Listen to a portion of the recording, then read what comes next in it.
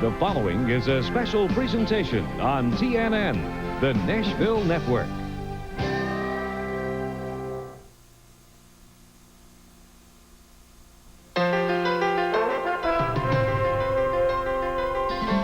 Little more than an hour from Boston, there's an area of New Hampshire which has changed little since it was first settled by the English in 1623.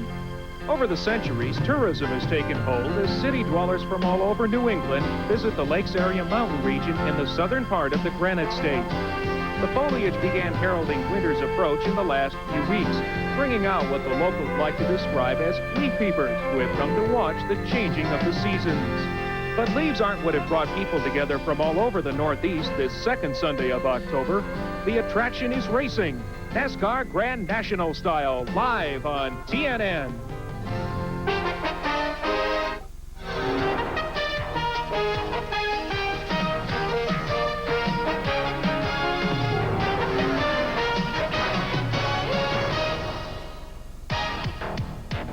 There was frost on the pumpkin this morning, but it's warming up nicely, and if one could have ordered a perfect autumn day in New England, this is it.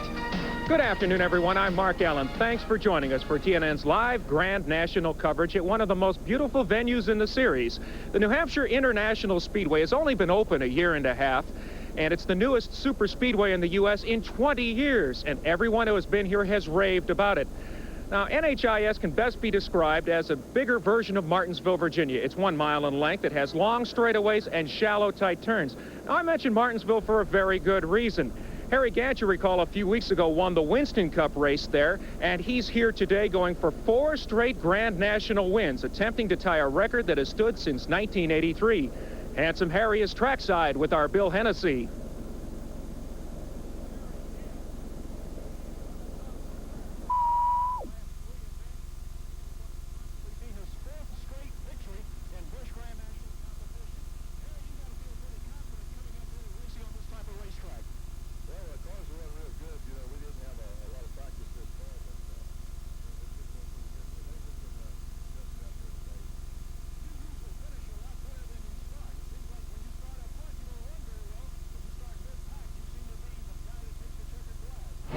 Well, sometimes, but we never was real fast a few laps I ran, so it may be a little different today. We hope it'll be good. What makes you faster as the race goes along? Well, the car's always set up pretty good, gets a little bit better tire wear. Well, that may be the combination he's looking for this afternoon.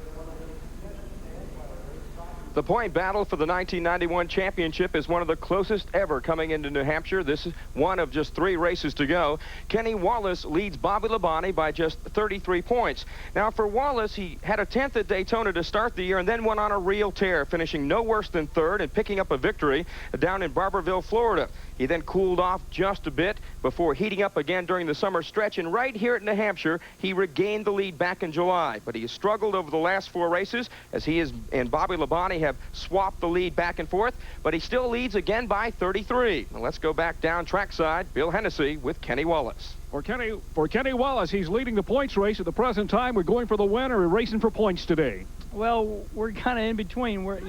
I race the same time all the time, and I'm just going to do what I've done to get me here, and that's race to do what the car gives me, and if it gives me what it gave me last time, I'll win this thing. So we're looking pretty good, and the guys give me a good car, and what can I say? I just want to say hey to Kim and my brother and everybody back at home in St. Louis and Charlotte, and hopefully I'll bring home a good one for you today. How do you like this racetrack?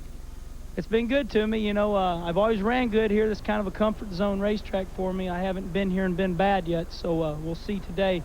Temperatures are a lot different. It's really cold up here. Goodyear's got a good tire, but it is harder than the one we had last time, so there's a lot of different variables this time. Well, Mark Darrow, he's reflecting a lot of confidence. As far as the other combatant for the title goes, Bobby Labonte has been the picture of consistency. Through the first 17 races of the year, only 3 of those races did he finish out of the top 10. He took the lead in May and lost it, as I said earlier, here at New Hampshire, but he got back into the title chase with his second win back at Indianapolis just a few weeks ago. He reeled off 3 more strong runs at Orange County, Bristol, and Darlington to climb back into the lead. He took the lead at Darlington, lost it at Richmond, took it back at Dover, and lost it again at Charlotte, bringing us to this point here in the Granite State. Let's go back down to Bill Hennessy, who's standing by with Bobby Labonte. Bobby Labonte, you didn't have a very good qualifying run here, but you are in the show, still battling for the points. Yeah, you know, we just got to keep this Penrose Oldsmobile out of trouble today and try to get up front as soon as we can and just stay there. And, you know, that's been our game plan all year. We just got to keep trying. Are you going for the win today, or are you running for the points? Well, it's hard to say. You know, if our car is capable enough of going to the front, then we'll go there. But if it's not, then we'll just have to finish the best we can. There is some difference between the Busch Grand National North and the South cars. With the story, Mark Allen. Well, Northern Tour regular in today's pole sitter Ricky Craven is using a radical suspension geometry that none of his Southern Tour counterparts has ever seen before. Glenn Jarrett took a look at the car earlier this morning. Preparations for the race today on Sunday morning gets a little noisy here in the garage area. One of the major differences in the Northern cars we can show right here on pole winner Ricky Craven's car, looking at the chassis components. We'll step over here and look at this. On most cars, you see this right here. This is the anti-sway bar. On a Southern car, this sway bar comes down and is hooked to the bottom A-frame part of the chassis. Not so on Ricky Craven's car. It comes up, and as you can see through a Himes joint and a long bolt here, is hooked to the top A-frame. This is really unique. You don't see this on a Southern race car. What Craven says that it does is enables the car to stay under him a little longer, makes the chassis a little more forgiving as the race goes on and the tires get worn. Now, this crew and this team is based in Concord, New Hampshire. Oddly enough, this frame and this development was built by a guy in Concord, North Carolina. All right, thank you, Glenn. We're just moments away from the start of today's race. Don't go away. Today's exclusive coverage of the Chevy Dealers of New England 250 on TNN is brought to you by Haviland Formula 3 Motor Oil. Add more life to your car. By Miller Genuine Draft, cold filtered for real draft taste. So get out of the old, get into the cold. By Eagle One Car Care Products. Eagle One is visual perfection. And by Champion Batteries, when you can't wait to get started.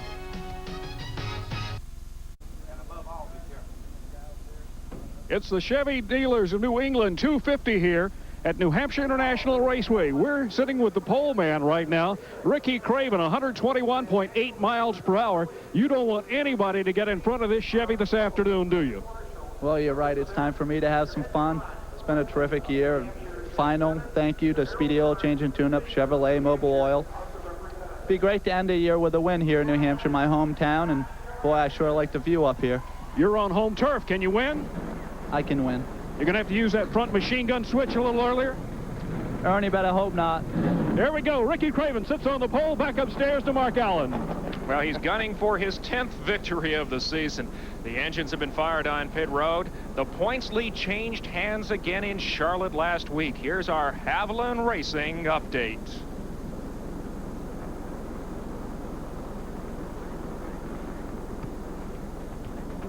Grand National regular Ward Burton beat back all early challengers in search of his first series win.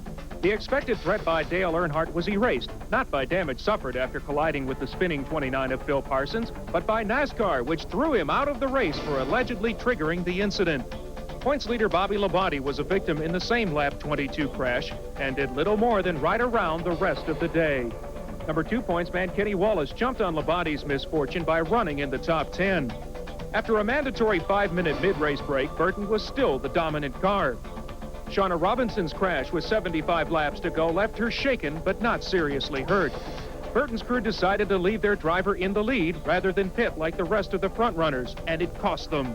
With no further cautions, the Buick driver had no hope of going the distance on gas and ran dry with 12 circuits left.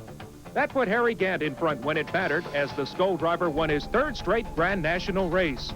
Ken Schrader was 2nd with Jimmy Hensley 3rd, Tommy Ellis was 4th, and Tom Peck 5th. Wallace was 7th and Labonte 17th, so the championship lead swung back in the Pontiac driver's favor by 33 points. Hensley and Joe Nemechek held their positions while Robert Presley moved into 5th. 46 drivers are set to roll off of pit road in anticipation of the start of the Chevy Dealers of New England 250. We'll be back with the starting lineup and all the action from New Hampshire International Speedway in just a moment.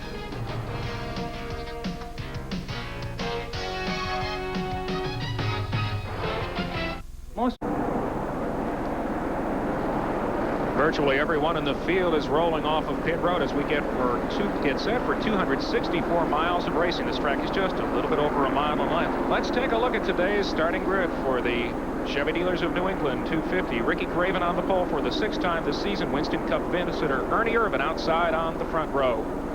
In the second row, it's Chuck Bound, the defending Grand National champion, and Tommy Houston still looking for his first win in 1991. On the third row, Robert Presley, who's moved up smartly through the points, and the defending Grand National champion, really the 3-time Grand National champion now, Jamie Obey in row 3.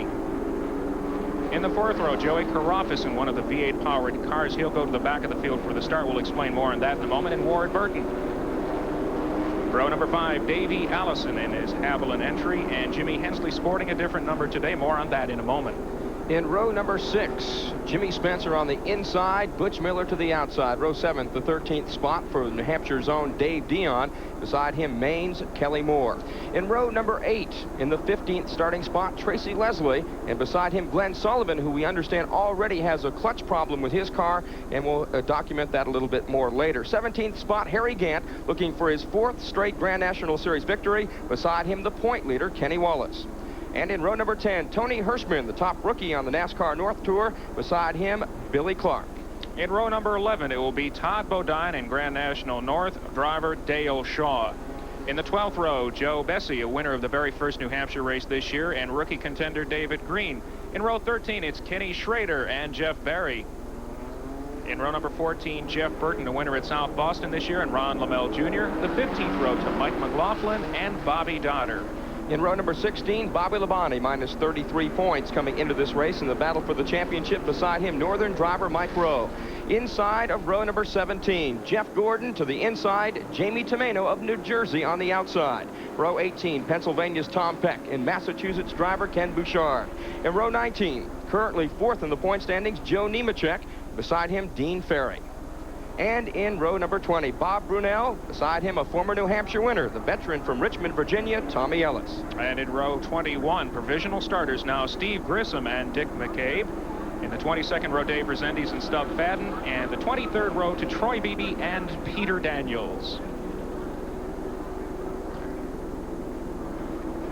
And as you can see, a rare sight here. Half the field is on the Speedway, the other half is on pit road as the Marlon Wright, the safety car driver, is showing the field the speed which way they will go down pit road at today, 45 miles per hour. 13 Oldsmobiles, 13 Buicks, 9 Chevrolets, 9 Pontiacs, 2 Fords make up the field today. 7 of those cars on Hoosier tires, 39 on the Goodyears.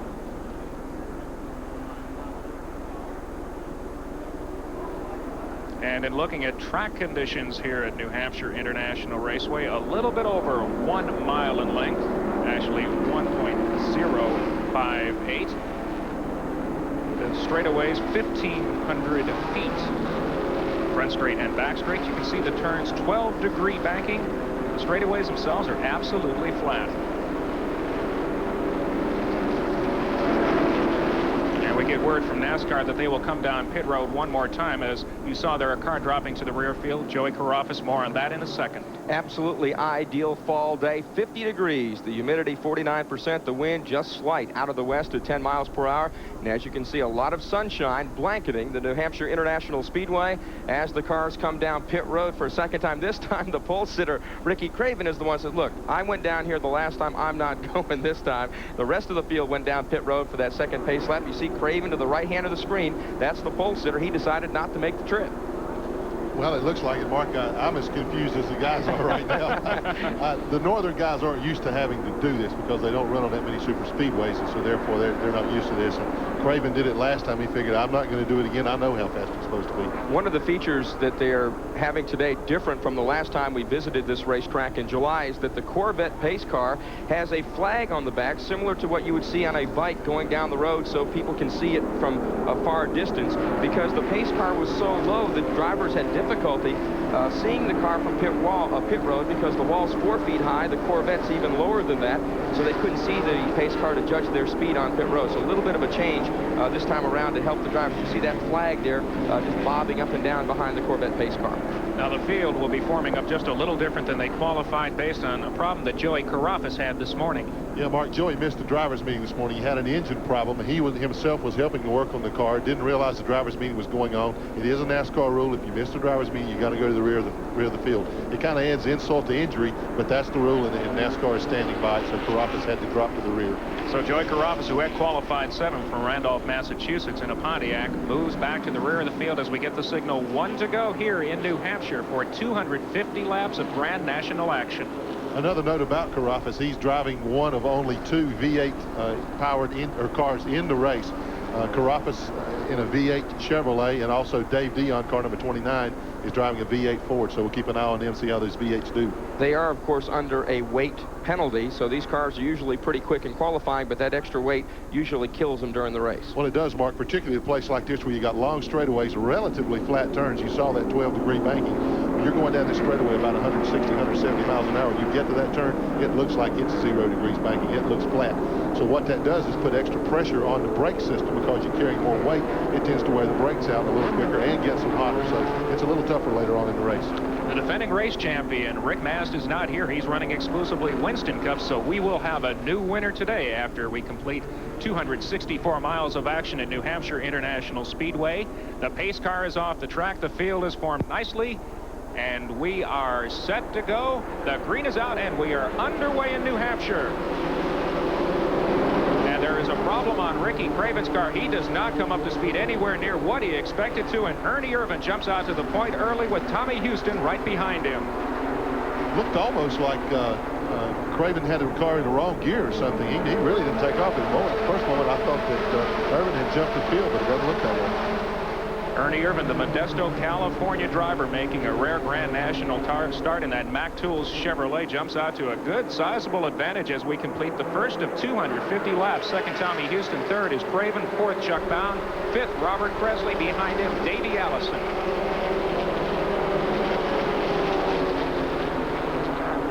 Craven looks like he's back up to full speed. He's starting to really push Tommy Houston just a bit down the back straightaway. There's Houston, car number 6, the blue and white Rose's Stores Buick, and the Chevrolet, the blue number 25 behind him. The pole sitter, Ricky Craven, looking to climb back to the top.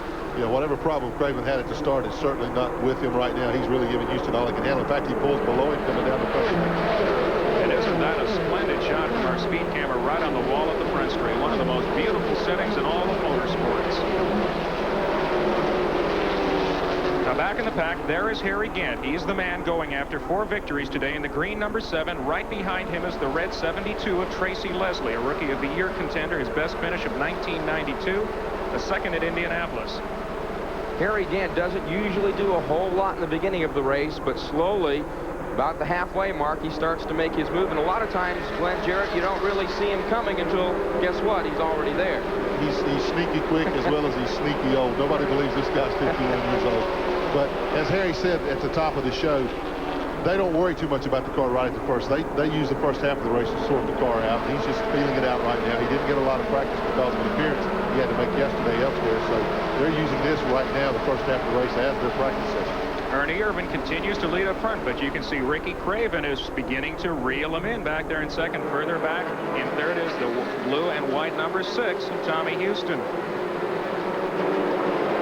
Now, Glenn, we were talking just before the broadcast about the banking at this track. They announced it as 12 degrees. What is it like from a driver's perspective charging into the turns after 1,500 feet of straightaway? Well, again, Mark, it looks relatively flat, and that's one thing we need to keep an eye on Ricky Craven for. Another difference between the Northern and Southern cars is the North Tour guys can run what's called a spool rear end. In other words, they depend directly on tire stagger. You can see Craven close right up on Ernie Irvin. There he drops down to pass him. Watch him as he goes in the corner. They've got the tire stagger matched perfectly right now. That car will turn on a dime. He expressed a serious consideration to me in the garage area this morning that he was worried about tire stagger. It is so critical on a car with a spool rear end. It has to be perfect all day. If they get it off just a little bit, he's in trouble. And on lap number 5, we have a new leader. New Hampshire native charges to the front around Ernie Irvin to lead, as he did through much of this event last year. 6 laps now on the board. A Grand National North driver is leading a Winston Cup visitor here at New Hampshire. We'll be back with more action in just a moment.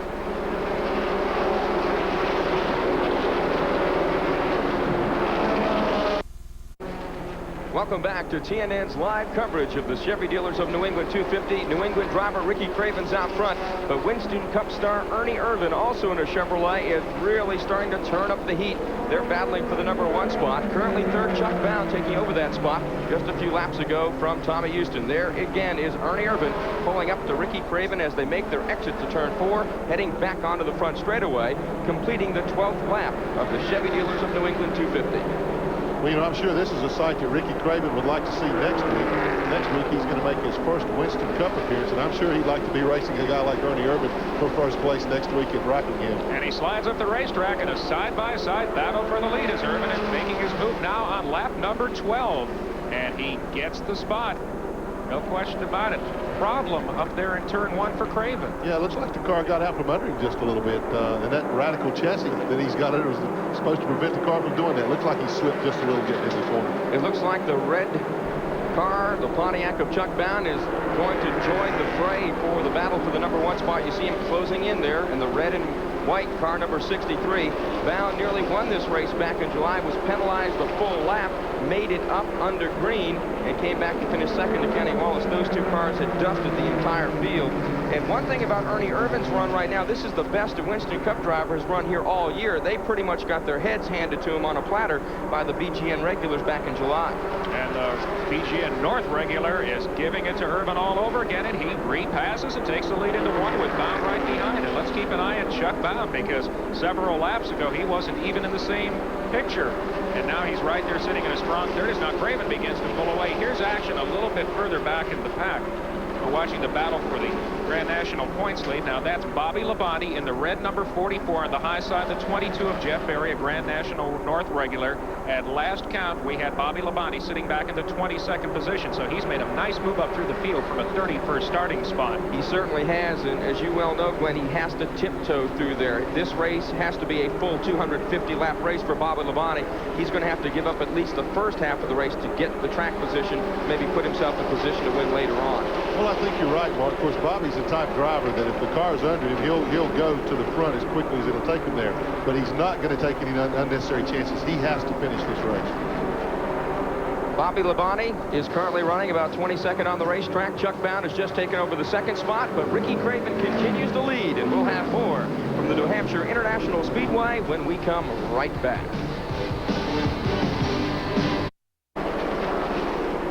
18 laps in and problems for 9th starter Davey Allison. Bill Hennessy is there.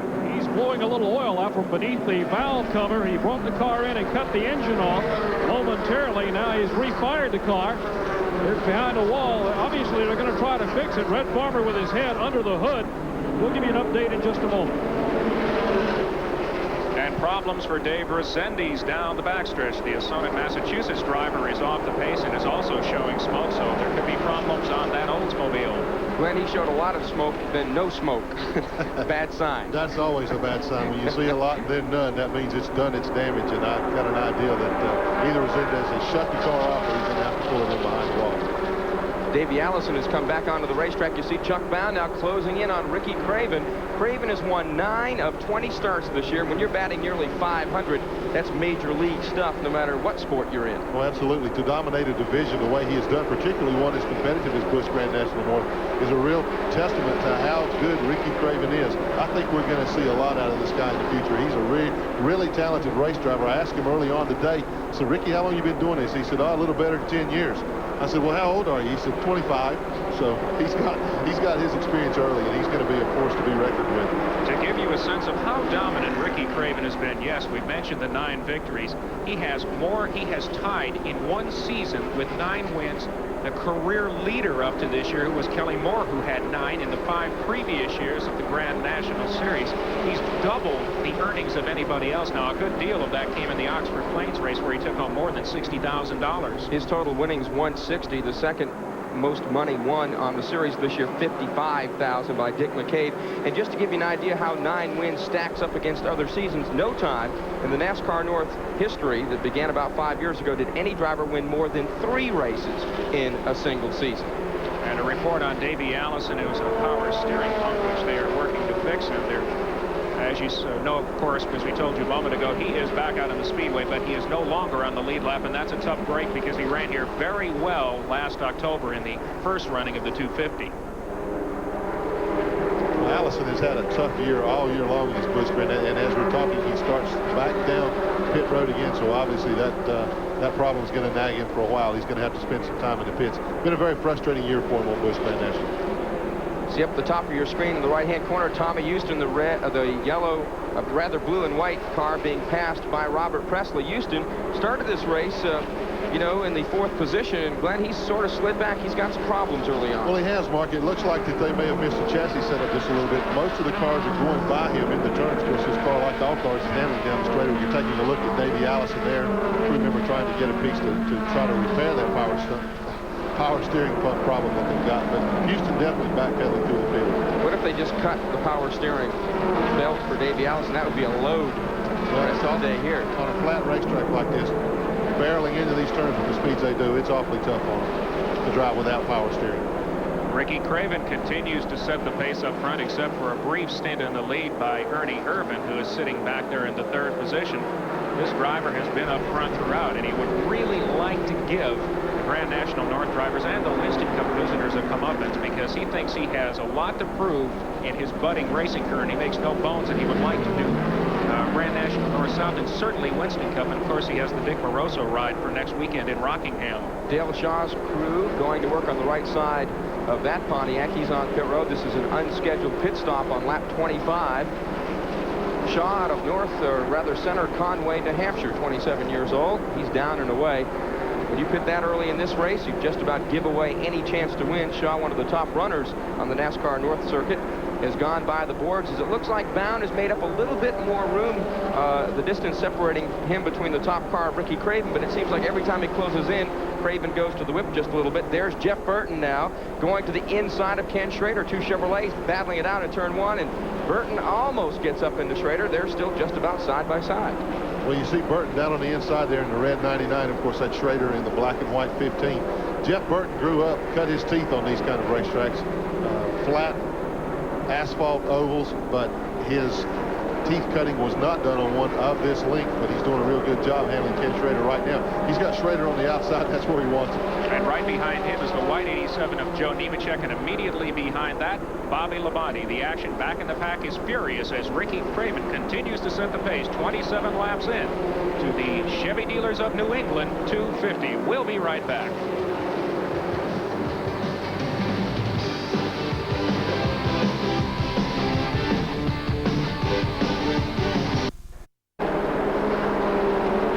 Craven continues to set the pace with Chuck Bound a close second. Ernie Irvin is 3rd. Jimmy Hensley up to 4th from the 10th starting position, and Robert Presley 5th. Let's get on trackside to Bill Hennessy. Well, cars suffering problems early in the going. Dale Shaw was in with a bad push on his Pontiac. The 79 car, Dave Resendez, he's in with a blown engine. Kenny Bouchard was in, blowing oil out of the breather. And for 28, Davey Allison, this is the part that failed. A 90-degree fitting on the power steering pump actually cracked and started spurting out power steering fluid. In doing so, they've decided to sideline the 28. Okay, thank you, Bill. In the 5 car, that's Jimmy Hensley. He has just passed Ernie Irvin for 3rd place in the track. Now, this is an unfamiliar number to you who follow Grand National racing on a regular basis.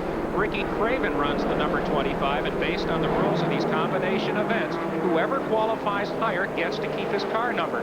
Now, he would have preferred, Jimmy Hensley would have preferred to run number 75, but that number is already owned by somebody else, so he couldn't run that number like he did last year, so 5 is the only one left. 25 is the magic number for this racetrack. 4 Busch Grand National Series races, all the pole positions have been won by cars number 25. 2 for Jimmy Hensley and 2 for Ricky Craven, who you see in the screen there, the Speedy oil change and tune-up Chevrolet, continuing to lead this race. Hensley, 1 of 7 cars on Hoosier Tires, has made his way quickly from the 10th spot all the way up to 3rd. As you see now, Craven into some heavy traffic, getting ready to lap some cars. He's coming up on the pink car. That's Bobby Dotter and Mike McLaughlin as he works on them going down into turn 1. And this is where things can get interesting on this racetrack with those shallow turns like they are, Glenn.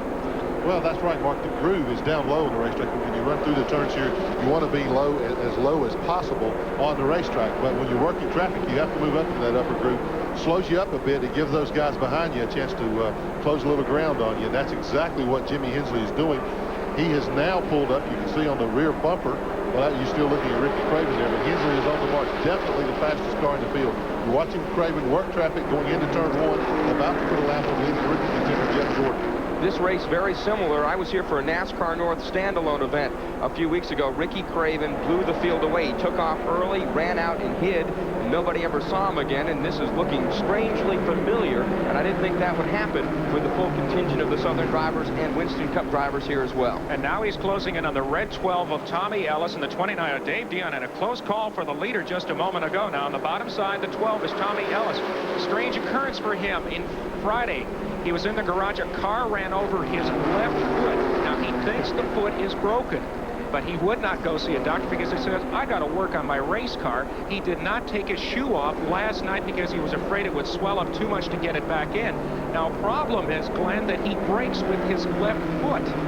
And what does that do to, I mean, you've had injuries in a race car. What's it like when you go into every turn on this track going, uh-oh? I didn't know these things had brakes, but seriously, it creates a problem because that thing's got to be very painful for him. And Ellis's acumen, his ability on a racetrack like this, it's contingent upon his getting into these turns just the way he wants to. So he's having a little bit of a problem. He hasn't run up to his expectations since he got here, but that definitely adds to his problem. It reminds me never to ask Tommy Ellis about a physical or some sort of a medical problem if that's his medical practice.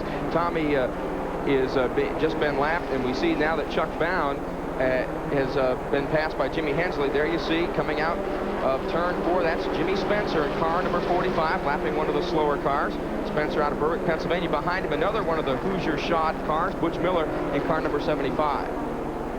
And this is a battle we will watch as there are 7 drivers on Hoosier. Now, Jimmy Hensley is clearly the fastest of the Hoosier drivers to this point. Ricky Craven, our pole sitter, is on Goodyear's, as is Harry Gant. Now, Harry Gant is still back in the pack, doing what he does so well in the early portions of a race, running well, but not necessarily charging toward the front. But always moving towards the front. He just does it very quietly as the other cars slow down. He just doesn't slow down as much. He has a great ability to stay out of trouble. If there's a wreck, he just seems to be able to find his place and stay out of that early trouble. And after everything is settled down, there he is. There's Kenny Wallace now in car number 36. And he's given up a couple of positions on the track. It was very unusual yesterday in the happy hour final practice session. They had the cover on the car, Glenn. They never went out at all. What sort of disadvantage would that put them under today? Well, obviously you don't get the full advantage of all the practice laps of the track to know exactly what the car is going to do. Right now, he's struggling a little bit. And we'll be back with more action here from New Hampshire after this. 41 laps are on the books of the Chevy dealers of New England 250. Today's coverage of the Chevy dealers of New England 250 is being brought to you by Haviland Formula 3 Motor Oil. Add more life to your car. Back here at the New Hampshire International Speedway, Ricky Craven continues to set an amazing pace up front, doing what he has done so well in this series all season long with the North drivers running up front early, but he's got a lot of other drivers right behind him, particularly that man, number 5, Jimmy Hensley. At one point, he was over 4 seconds behind. The gap now 1.23 seconds as Jimmy Hensley in car number 5, the Oldsmobile, starting to track Ricky Craven down again. Craven on Goodyear's and Hensley on the Hoosier tires. Hensley on Hoosiers, that sounds good, doesn't it? But right now, he's definitely the fastest car on the racetrack. You can see him continually as he goes through the turns. Look at how quickly he closes the gap there on leader Ricky Craven. It's only going to be a matter of about a lap more until he's challenging for the lead. That car is really dialed in. What a way it would be for Jimmy Hensley to end the weekend. He celebrated a birthday on Friday here at the New Hampshire International Speedway. So the Virginia gentleman, another year older, and the way he's been running, I wouldn't say he's in any more debt this year. He's had a pretty good year. It should be on the plus side of things. Well, definitely. And I'm not sure exactly how old Jimmy is. Probably in his 46. But he can't wait till he gets to be 51 years old like Harry Gant. And And we're watching the way the two leaders are getting through the turns, and it certainly looks like Jimmy Hensley is able to run down at the bottom of the racetrack a lot better than Craven. Absolutely, Marcus. That's where his car is dialed in, really getting off these turns so much quicker than Craven is. Again, Craven expressed concern about the tires going away later on in the race. Obviously, Jimmy Hensley doesn't have that problem. That's Billy Clark, the driver from Maine. In the Skoll Pontiac. He is out of the event early on. He'll pull it to the infield asphalt area, get out of harm's way, so we do not go under yellow. And Clark was in a close battle with Dick McCabe for second in the Grand National North Points, so this obviously will cripple any chance that he has to overtake the Kennebunkport Maine driver for that position. Back up front, the 25 of Ricky Craven and the 5 of Jimmy Hensley. Normally, they both run number 25. Craven has the number he wants, and he has the lead as he's had throughout almost the entire 49 laps of this event. Jimmy Hensley has the number he wants right outside his windshield. He's been dialed in, catching that car number 25 of Ricky Craven. And like I said, he's really coming off the turns well. Hensley loves flat ovals at any length. His favorite place is Martinsville, and as we said at the top of the show, just like a big Martinsville, he feels right at home here. 1,500-foot straightaways here. That is our speed camera, and we see from that shot, Glenn, how important it is to get off the turns well here. Well, you got to have the car set up when you come off the turn, Mark, because the straightaways being so long, if you don't have the RPMs off the corner, they're not going to turn at the end of the straightaway. I don't care how strong an engine you got. If you lose 200-300 RPMs coming off the turn, you can't pick it up on the straightaway. There's the leaders, 1, 2, 25, and car number 5 flashing by the speed shot. The gap there now just under 0.4 of a second. They lead the third place car of Chuck Bound by 3.5 seconds. So they're pulling away from the rest of the field, trying to get out there to decide this issue amongst themselves early on in the Chevy Dealers of New England 250. And if you're just joining our telecast, we're happy to have you along with us. As we look back further in the pack, the 08, Bobby Dotter, the high side, Dave Dion in number 29, the low side, the 01 of Joey Karafis. Those are the two V8 powered cars in this event, and they are having their problems obviously on the Speedway. Certainly the Dave Dion car. Yeah, Dion has had problems since the outset. He also had an engine problem early in the race today. In fact, before they ever got the cars on the line, they worked on it all day, but I don't think that they got the problems corrected. They changed everything in the electrical system. He still looks like he's got an engine problem. If you're just joining our telecast, we're happy to have you along here for 250 laps of Grand National action at the New Hampshire International Speedway in Loudon, New Hampshire. Ricky Craven has led all but a handful of laps. The only time he has yielded the lead is to Ernie Irvin. We have had no cautions thus far as we look at third place car Chuck Bound.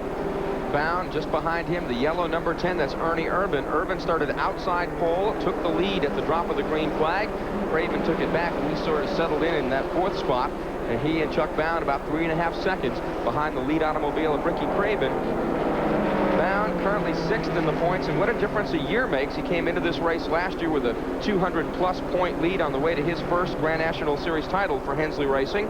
And this year, although he has won 3 races, they have struggled at times, although, again, they've won 3 races, and they've led the most laps. For most teams, that'd be something to jump for joy, but after you come off a year where you've won 6 races in the championship, you look at it as a step down, I guess. Well, Mark, it has to be a little bit of a letdown to be the defending champion and then have things go wrong early in the year to put them behind in the points battle. But all in all, Chuck will tell you he's had a pretty good year. They're not disappointed. They know they can do better, but it's been a pretty good year. And you can see how large the margin is between the first and second car all the way back to the third place position, as now the leader is lapping Bob Brunel. Now there's a number 59 car, the black 59 of Robert Presley, and Butch Miller in the blue 75. That is a battle for position on the track. Hoosiers on the Miller car, Goodyear's on the Presley car. Miller's running pretty strong early on in this race, too. The Hoosiers on his car, as they are on Hensley's car, more than holding their own this week against the Goodyears. And we've got some smoking cars down in turn 1. And we have caution on the Speedway for the first time on lap number 55, as the car that is stricken is pulling off the Speedway. That is Jamie Tomeno, the 1990 Modified Tour champion. So as we go under our first caution of the day, we'll be back with more action from New Hampshire, where Ricky Craven is the race leader. Stay with us.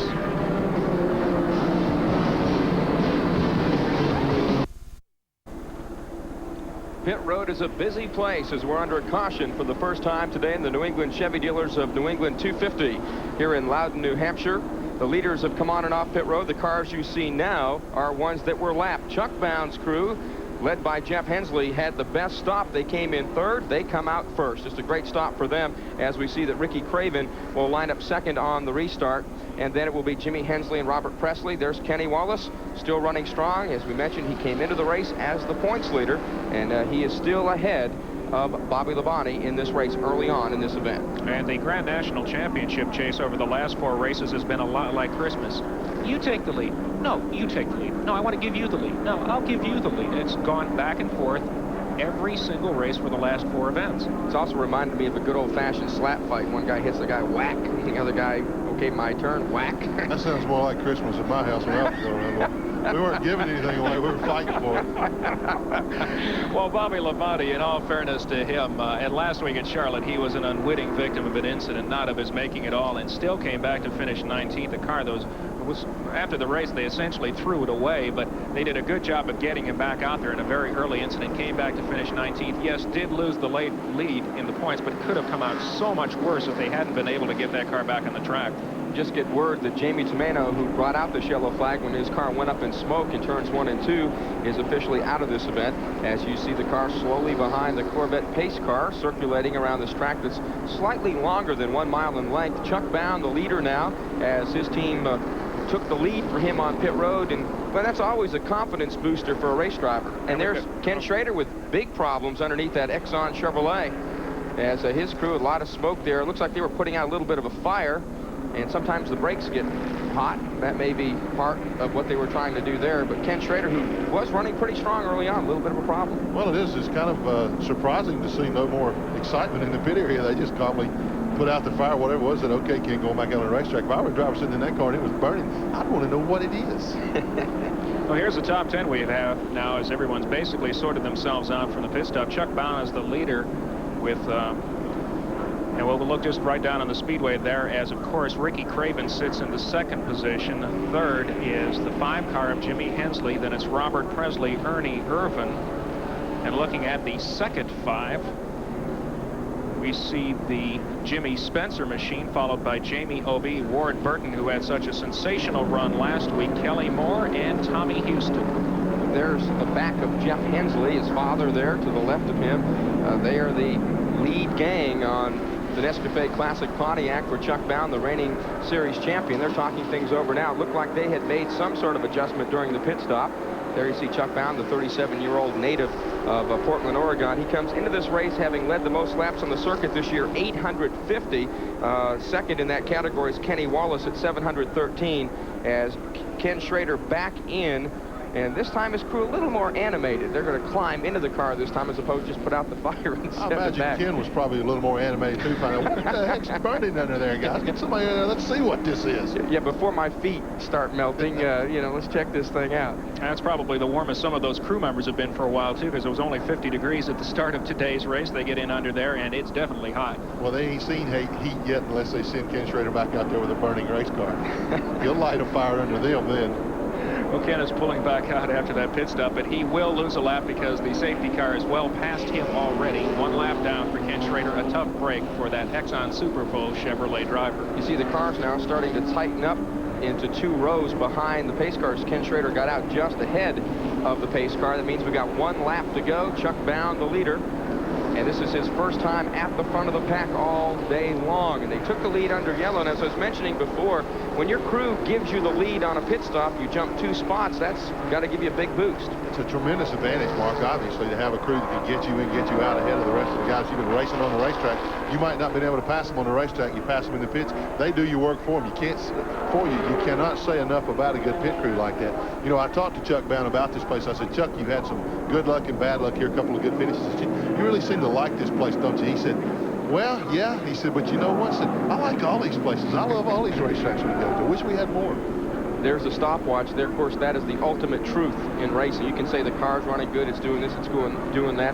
The stopwatch is the be-all, end-all in this sport. We're getting set to go back to green. The lead lap cars are down on the inside of the speedway. Tony Hirschman is leading the cars that are 1 lap down on the outside as the green flag is out.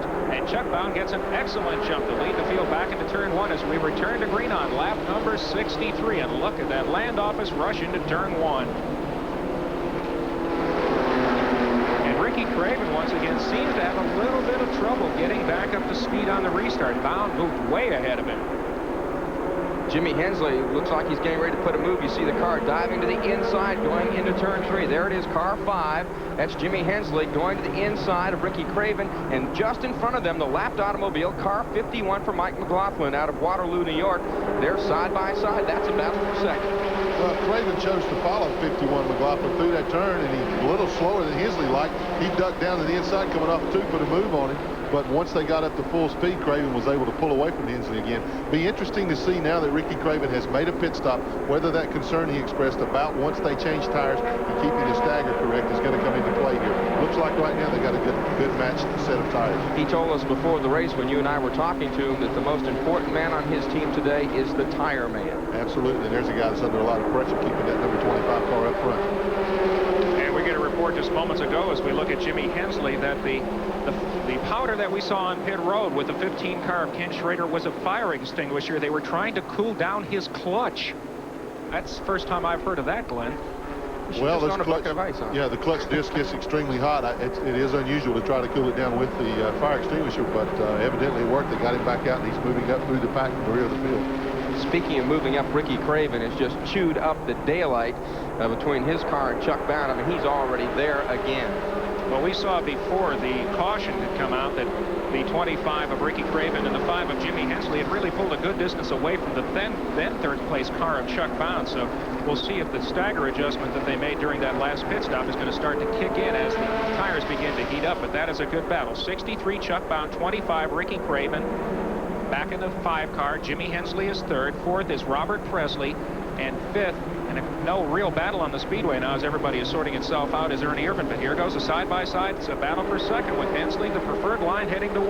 Well, as they came off of 4 there, Mark, heading into turn 1 now, Craven's car got a little loose, kicked out a little bit on him, and that enabled Hensley to pull under, make that move to pass him going down the front stretch. You don't see that very often here, being able to get the guy on the straightaway. Usually you make that time up in the turns, but Craven's car might be just a tad loose right now. Now, many of the super speedway races this year, Goodyear has brought a radial tire as they're continuing to phase those in on virtually all the tracks. Last week at Charlotte, for instance, the entire field was on Goodyear tires. They were clearly a faster compound for that particular track. But here in New Hampshire, it is bias ply tires, so it's Hoosier versus Goodyear, and they seem to be pretty equal so far. Well, unfortunately for Jimmy Hensley, it looks like the Hoosier tires did better with some wear on them. And 67 laps are now on the board with Chuck Bound leading here in New Hampshire. We're just about a quarter of the way into the Chevy Dealers of New England 250. We'll be back with more in a minute. 69 laps are on the books. We're under our 2nd caution as some of our leaders take the opportunity to come to pit road. Glenn, Jarrett, what happened? Well, you see Chuck Bound taking advantage of this caution to change those left side tires. Now, there you see car number 31 up against the wall. That's Steve Grissom in the Channel Lock Oldsmobile. Here in practice Friday morning, in the first practice, a little bit rainy, a little bit wet, Grissom was able to pull the car away. Minimal sheet metal damage there. He had a tremendous crash in practice, tore the car up really bad, knocked the front snout way over on it. They brought the car back to the garage area. No less than 10 other teams joined in. Competitors, foes, friends alike joined in helping Grissom and his crew repair that race car. They wanted us to pass along their thanks. Channel Lock has signed a new deal with Grissom to sponsor that car for 15 races in 1992. But other than that news, it's been a bad weekend for Steve Grissom. It's very typical of the Grand National Series teams. We talk about how much the sport has changed over the years, and it's more of a business now as Schrader's car number 15, back in the pits, and how things just aren't quite as cordial as they used to be. When push comes to shove, though, especially when it comes to the regular BGN teams, if one of them has a major problem, everybody will go to their rescue best they can. And Ricky Craven, our pole sitter, also had problems in the practice session, and Cruz once again pitched in there. Now, obviously, the damage to his car wasn't very severe because he sat on the pole here for the event, but that is, as you say, this is a brotherhood, and this is a family of racing. And eventually, if you wreck, you're going to need the help, and someday, you just pay the favors back as you can. There you see Steve Grissom's car, a little damage to the rear of that car. He's back on pit road, going to the attention of his crew chief, Mike Hillman. You know, it was wild on Friday morning here. It was cold. It was raining a little bit. We had 2 or 3 different crashes. Craven involved in one. Grissom, Tommy Ellis got collected in a deal. Troy Beebe was in an accident. He had to get a promotional spot, a promoter spot to get into this race. There's Steve Grissom coming into the pits. They'll go to work on the left rear of that Oldsmobile. But you were here. It was pretty wild. Every time we turned around there, another car came into the garage area, bent up. Well, it was, Mark. And, you know, I knew these guys were in trouble when I left the motel Friday morning and crashed the rental car in the parking lot. Oh, I can't say that. I'm sorry, guys. It wasn't me. It wasn't me. Sorry. You're supposed to say it was vandalized when you take it back, Glenn. That's what I will say. Well, that's part of the reason that you're also in the announce booth now and no longer behind the wheel of a race car. And why he will be behind bars if he tries to tell him a vandalism. Just after saying that on TV. Well, we're going back to green in one lap as Kelly Moore's number is posted on the board, and he gets the black flag, so he will be called to pit road for consultation. A tough break for a man who's won 9 Grand National North races over his career. Jimmy Hensley now has the lead. Ricky Craven second. Robert Presley is third. Jamie Obey, the northern driver, fourth. Glenn, what about the strategy? Some of the cars came in and got left side tires. They lost a lot of track position, but they've got 2 tires a little bit better than the rest of the game. Well, Mark, you know, as quickly as that caution came after the first caution, I think that Chuck Bound and the other guys that did that are at an advantage right now. They got fresh tires all the way around. The other guys just got right side tires on. Obviously, it's going to take them a little bit of time to come up through the field, but as the laps wear on, their cars are going to be stronger for a longer period of time with that fresh rubber. I think it's a good move. And sitting back there in the 5th position is Jimmy Spencer, followed by Warren Burton, who had such a sensational run in Charlotte last week, only to have it come a cropper late in the event. A heartbreaker. I mean, that is the kind of defeat that will stay with Ward Burton every day of his life. He had him killed at Charlotte. Just had the Winston Cup drivers, everybody covered, led 162 of the 200 laps, didn't win. Yeah, but he knows that he can do that now, and that'll stay with him for as long too, Mark. And now it's Jimmy Hensley's turn to lead the field on the restart as we go back to action on lap number 73. And a quick move by Robert Presley down underneath to take over second. There's definitely something wrong with Ricky Craven's car on the takeoff. It just won't take off as fast as the rest of the cars. That's every restart. He's lost a couple of positions. Presley wasted no time in diving to the inside and taking over the second spot. Okay, the question now becomes, is it a function of gearing? Probably is. He may be using a little bit different transmission than what the Southern guys have gotten. It doesn't come up to speed quite as quickly, but he's definitely a little slower on takeoff. Hoosier leads the race. Second and third place are Goodyear tires. There's action back in the field. That's the battle for 5th. The red 45 of Jimmy Spencer, and the car behind him, that is the 87, the white 87 of Joe Nemechek. Now Jeff Burton, the blue-white, the blue car on the top side of the track, the number 1 is a lap vehicle. There's Nemechek going to the inside in that white Chevrolet. Spencer dropping back a spot. Nemechek has been the ultimate Mr. Consistent this year. He hasn't won a race, but he comes into this event 4th in the point standings. He's led only 3 laps the whole season. 1 at Daytona, 2 the next week at Richmond. Has not led us another lap, but has been so consistent. He's high in the point standings. Great job. And he's only fallen out of 1 race this season. Now there is the 36, the black 36 of Kenny Wallace, the Grand National points leader. Right behind him, Harry Gant, who is going for his 4th straight Grand National victory in a row, which would tie a record that Sam Ard has held since 1983. We'll be back with more action with 74 laps on the books here. Hoosier mounted Jimmy Hensley is your race leader. Right behind him, Robert Presley. We'll be right back.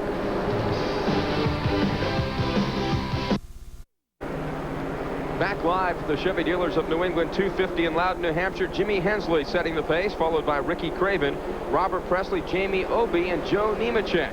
That should be car number 87. He is on the move, and right on the back bumper, you see those are the top 5 cars going down the back straightaway. Now car 59, the first car on your screen, he is 3rd, followed by car number 41, Jamie Obey, the defending NASCAR North champion, who started a brand new team this year, won his first event in the last NASCAR North event. His team certainly got things back together again late in this campaign. And a 3-time Grand National North champion, won in 88, 89, and 1990. This year, of course, Ricky Craven has just blown everybody away. But good battles for both 1st and 2nd, and also back there, that battle for 3rd. Now, the 87 car of Joe Nemechek, we've been talking about his consistency all season. That white 87 sitting behind the red 41. He has only failed to finish 1 race this year, and that's the kind of consistency that gets you up there in the points. There is Tommy Houston and Tommy Ellis a little bit farther in the pack as the lead cars come out of turn number 4 and head onto this long 1,500-foot front straightaway here at the New Hampshire International Speedway. There's Kenny Wallace with Butch Miller in car number 75. Just behind him, Wallace in the green and black car number 36. They're just diving underneath car number 9. That's Troy Beebe. Also right there, Jeff Burton. Now we get word that Joe Nemechek is 1 lap down in that Chevrolet. And that's a bad break because he's certainly showing a lot of strength after this last restart. The problems that he was having earlier in the event have obviously been remedied. Now there's the red or the green 7 of Harry Gant. To the high side, he's passing the lap car of Troy Beebe. Harry Gant now going for that 4th Grand National win in a row in that Buick, the Ed Whitaker prepared car. Buick is getting out of the Grand National Division next year, so there is some question about if this race team will be back in 1992. It would be a shame to lose them. They have been such a strong force in the Grand National Division. Every time Handsome Harry is strapped on the helmet. Bobby Labonte, Ernie Irvin going at it. Irvin in car 10, Labonte car 44. There's Chuck Bound. He made a pit stop a while back, lost a lot of track position, and those guys are really tangled up, battling for position. And look at them go 3 wide into turn 1. As Chuck Bound went to the low side for just a moment and brought Bobby Labonte, actually had Bobby Labonte in front of him. Now Chuck Bound sitting back there in the position right behind him, and they have cleared some tough traffic. Well, Mark, when you said Chuck Bound went to the low side, that didn't do justice to what he did. He came off the 4th turn right against the wall, saw those 3 cars abreast, drove all the way across the racetrack down to the pit wall and passed them all. Heck of a move by Chuck Bound. Now the blue 96, that's Tom Peck coming off his best finish at Charlotte last week of the entire season. A 5th place run for that unsponsored Mark Thomas team. One of the really nice guys in the series. He's such a quiet driver, though, Mark, that sometimes you don't realize that he has strong runs going. You might overlook him a lot, but he has not been out of the top 10 in points for 2.5 seasons. I mean, this car has been consistent, and they are certainly one of about 3 or 4 teams that you might look at and say, look, they deserve some sort of sponsorship. They run that well week in and week out. And you see the yellow 10 of Ernie Irvin, who was so strong early in the event. And Glenn, it looks like he's drifting up the banking and both ends of the Speedway now a little bit. Yeah, definitely right in the center of the corner. The car's moving up a little higher than Ernie would like for it to, Mark. They made a tire change, and it looks like they could have gotten the stagger off. Now, you folks, you know, we talk about tire stagger this week and tire stagger next week. Every time you have a race, we're going to talk about tire stagger. That is simply the difference in circumference. In other words, the distance around the outside of the tire, how big the tire is. If that changes too much, if that tire grows too much under heat conditions, it drastically changes the way that the car handles. And a simple way of describing stagger is to take a styrofoam cup and set it down on its side. The right side tires would be the large end of the cup, and the left side tires would be the bottom of the cup itself. And if you roll it around, you'll see how easily it rolls on that inside, and that's probably the simplest way of explaining what stagger is for those of you who may not be familiar with the term. Kenny Wallace getting passed by Butch Miller. Jeff Burton going to work on him now in car number 99. That's the Armour Chevrolet. Wallace doesn't look like things are just exactly the way he'd like them underneath that Cox dry-treated lumber Pontiac. Well, they're not to the halfway point yet, Mark, and he still is in the lead lap. We do have word now that Jimmy Spencer, car number 45, has had to retire for the day. Also, if we didn't mention it, Ken Schrader, that clutch problem was terminal for him, so he's out. And Ricky Craven applying all sorts of pressure now up front as he goes down low. Will this be a battle for the lead? He takes the position rather easily. Not much of a battle. That was more like a slaughter. He just drove under and went right by him. But again, Craven had driven right on Hensley's rear bumper for the previous 3 or 4 laps, was watching every move he made. He knew when the best time to get him was. Jimmy Hensley wasn't carrying his car into the turns quite as far as Craven could, and when they got to the end of the straightaway, he just turned left, went right under it.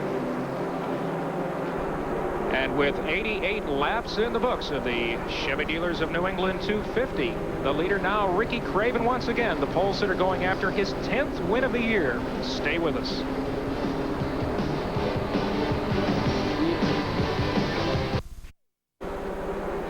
As we approach the 100-lap mark of the Chevy Dealers of New England 250, Ricky Craven continues to lead as he has much of the event, with Jimmy Hensley a close second. Robert Presley is third. NASCAR Scoring has further updated us and said that Joe Nemechek is indeed on the lead lap, so he is fourth, and Jamie Obey is fifth.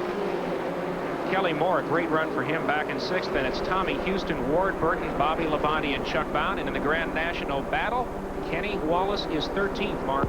That means if things ended right now, which of course they're not about to, but Wallace would still walk out of here with a 20-point lead. He came in up by 33.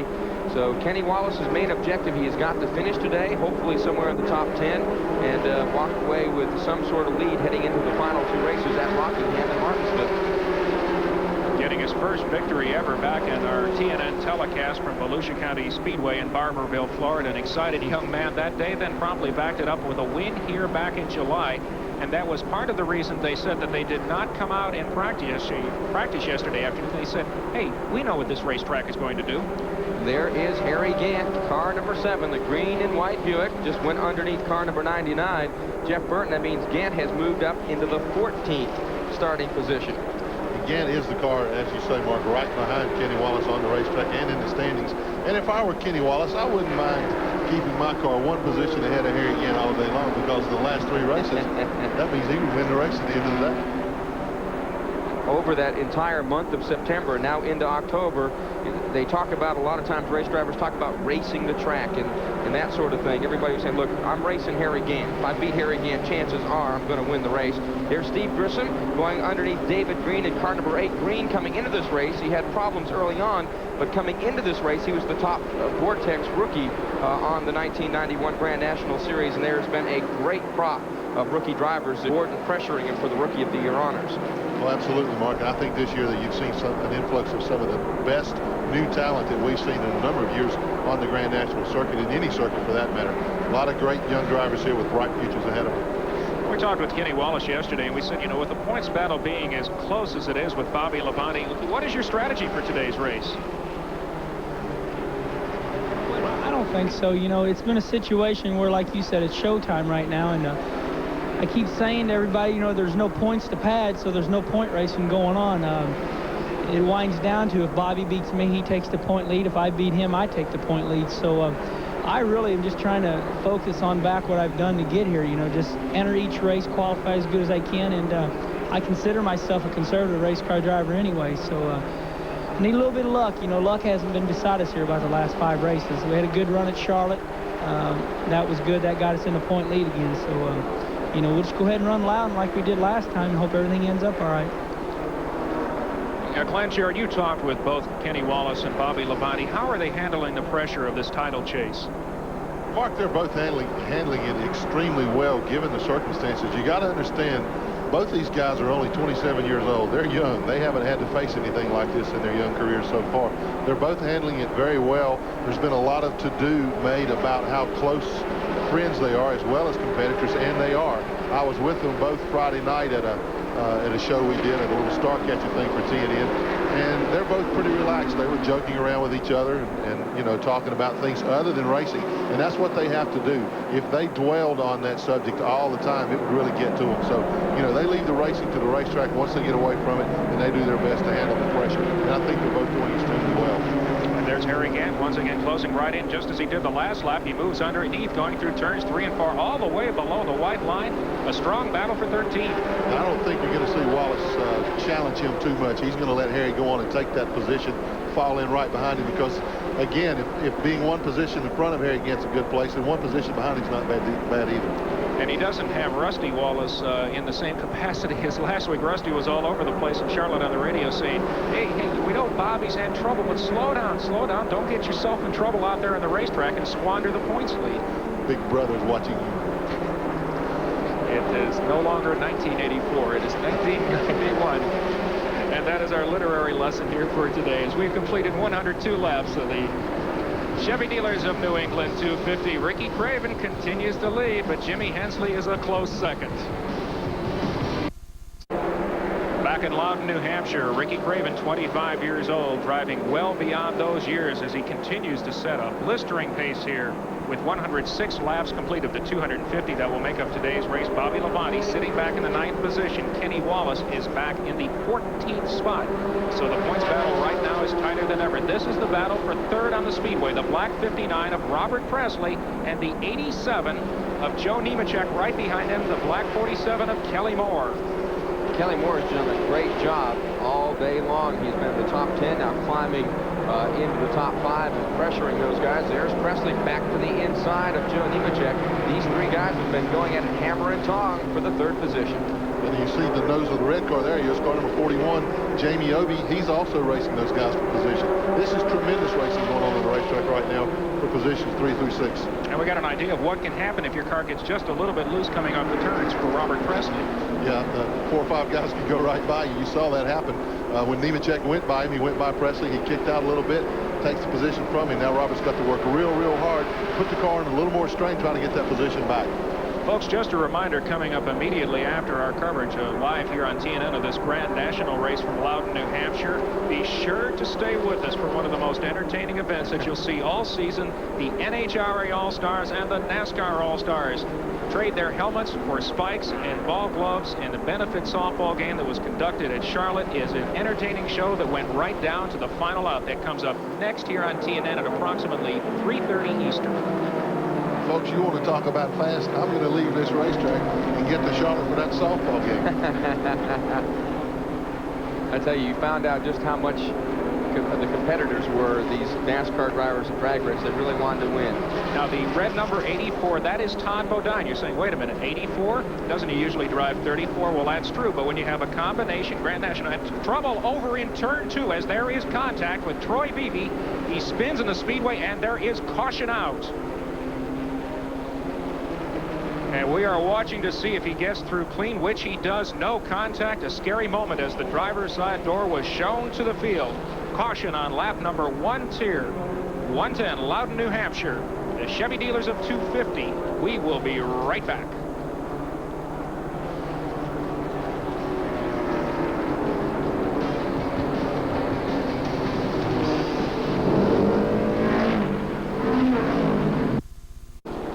Most of the leaders have come on pit road as we're under caution for the 3rd time today in the New England Chevy dealers of New England 250. Lap 112, there's Kenny Wallace cocked sideways in his pit. In the Cox dry-treated lumber Pontiac, his crew going to work on the right side. Under yellow, they're allowed to take on 2 tires. They've elected to go to the right side. There's Ricky Craven. He came in as the leader. A little bit of a slow stop for him. We'll see where his track position is when we come back and gather things up behind the pace car. There's Butch Miller, car number 75, making his way out of the pits. Man Apperson and the crew quickly getting him on and off pit road. This caution flag came out for a spin up in turn 1. Todd Bodine getting together with Troy Beebe. Here we are, turn 1. Bodine's car a little bit out of shape, car number 84, and you see him now go to the back end, gets loose, the front end comes up, clips the number 9, sends him spinning. Yeah, and it looked like that Todd turned right intentionally, but that wasn't what happened at all. When he got into the turn trying to pass Beebe on the inside, he got in a little hot, and you could just barely see the back end kick out on the car. He had to turn it right to correct. It caught all at once, drove him right to the side of Beebe. So just one of those unfortunate things that happened. But you know, on the screen when you saw it happen all at once, it looked like that Todd turned right intentionally. Unfortunate for Todd Bodine and Troy Beebe, but very fortunate for the rest of the field trying to chase down Ricky Craven and Jimmy Hensley as they're able to now tighten up behind them. We'll have more live from Loudon, New Hampshire. TNN live coverage of the Chevy dealers of New England 250 when we come right back.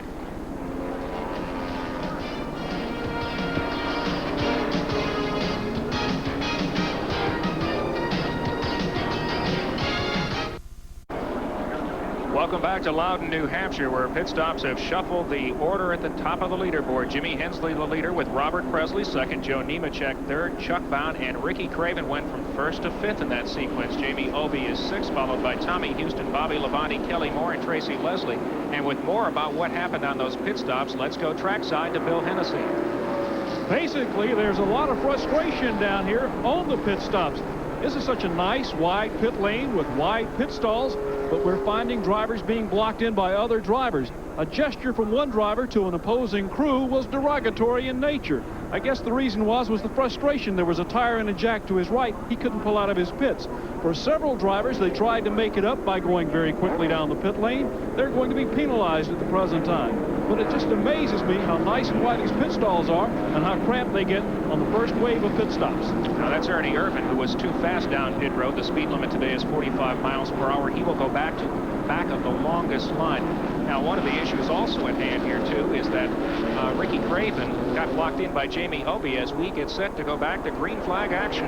Also dropping back is Kenny Wallace. Apparently, he might have been penalized as well during that caution period, so he's got a long way to go back to the front. Bobby Labonte now in the catbird seat as far as the championship battle goes as the leaders head into turn 1. Well, they still got a little over half of this race to go, but that definitely was a bad break on behalf of Kenny Wallace to have to go to the back of the field like that.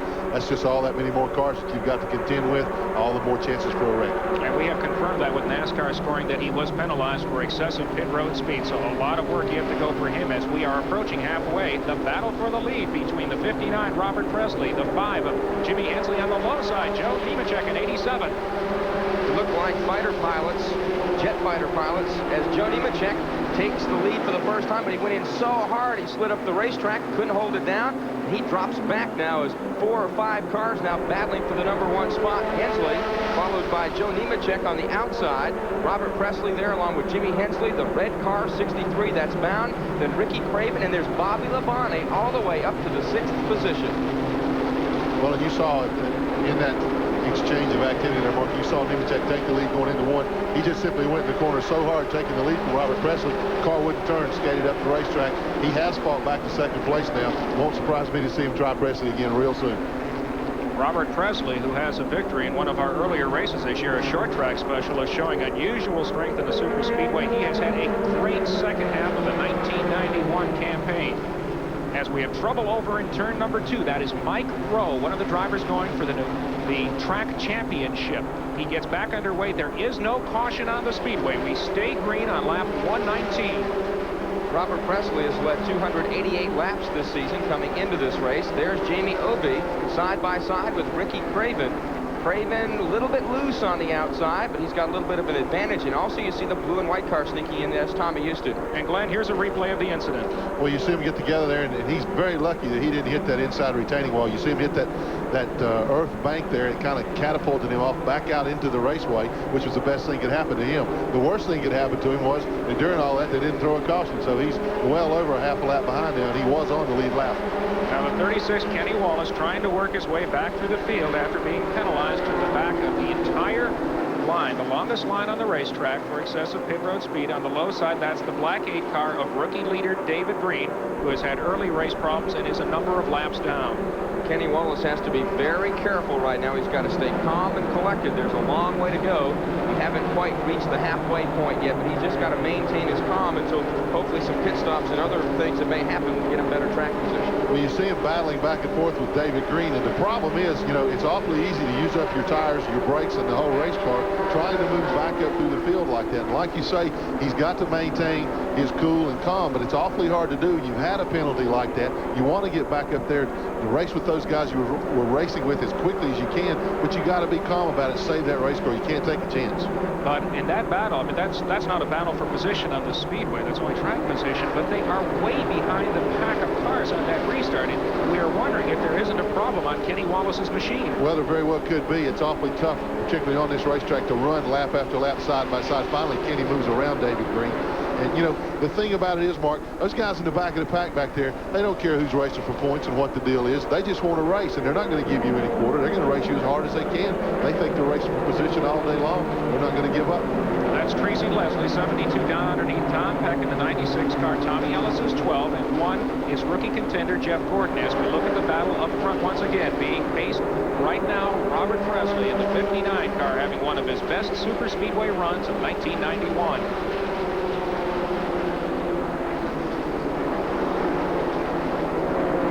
Number of cars going underneath Tony Hirschman.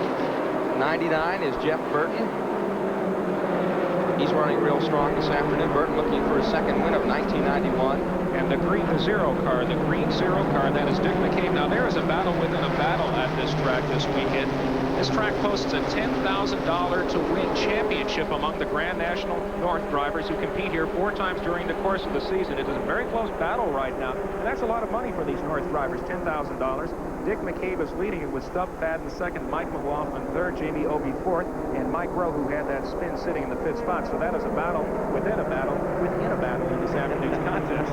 Pretty big carrot for these NASCAR North drivers to go after. Robert Presley in that Alliance Truck Training Center's Oldsmobile looking very strong, starting to edge away from the field as we get the halfway marker. 125 down, 125 to go in the Chevy Dealers of New England 250 here live from Loudon, New Hampshire at Bob and Gary Bear's beautiful New Hampshire International Speedway. this an interesting changing of the guard to some extent. Here we have Joe Nemechek, who has never been to victory lane, Robert Presley, who has only 2 wins, and they are the 2 drivers setting the pace here this afternoon. Robert Presley has been, in my opinion, guys, the strongest true Busch Grand National competitor over the last 6 weeks. He has been strong as a Dickens. His 2 wins have come at Orange County. Of course, he won a race here on TNN at Orange County. He loves, again, he's one of these guys that grew up on flat half-mile ovals. This is just a big half-mile, being twice as big. He's very comfortable on this type of racetrack. Also, they've got a new engine man. Ben Barnes is building their engines now, so that just made him a lot stronger. You're looking at Jeff Gordon and second-place points contender Bobby Labonte right now. Now, Bobby Labonte is moving back through the pack just a little bit. He had been as high as 5th at one point in the race. There is the 7 of Harry Gant, passing Dave Dion, who we report having ignition problems on that forward entry. Here's Harry Gant again, still battling Butch Miller and Kelly Moore. That's battling for positions in and around the top 10 spot. And Harry Gant, again, you know, this is when he starts to really show what he's got. You know, he rides around, keeps out of trouble, dials the car in, and then slowly but steadily, but deadly, he works his way to the front. Well, he didn't get the nickname Hurry and Harry for nothing, Mark, but he is taking his time, pacing the car right now, just feeling it out, seeing where it runs best, what it does best. He's not in any hurry right now. He's got a little over half the race left, so. Well, we have a report from the pits that Kenny Wallace was tagged in that incident with Mike Rudd. Now, we thought it was a one-car incident, but there was some contact there, and it's part of the reason that Kenny Wallace is having problems right now. And we'll be back with more action as we have just passed halfway here in Loudon, New Hampshire. Robert Presley, the race leader. We've still got a long way to go. Stay with us.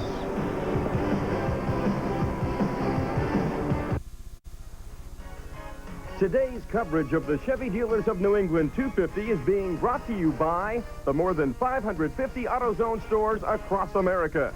AutoZone, the right parts at the right price. We're under caution for the 4th time this afternoon. Steve Grissom involved for the 2nd time in bringing out that yellow flag.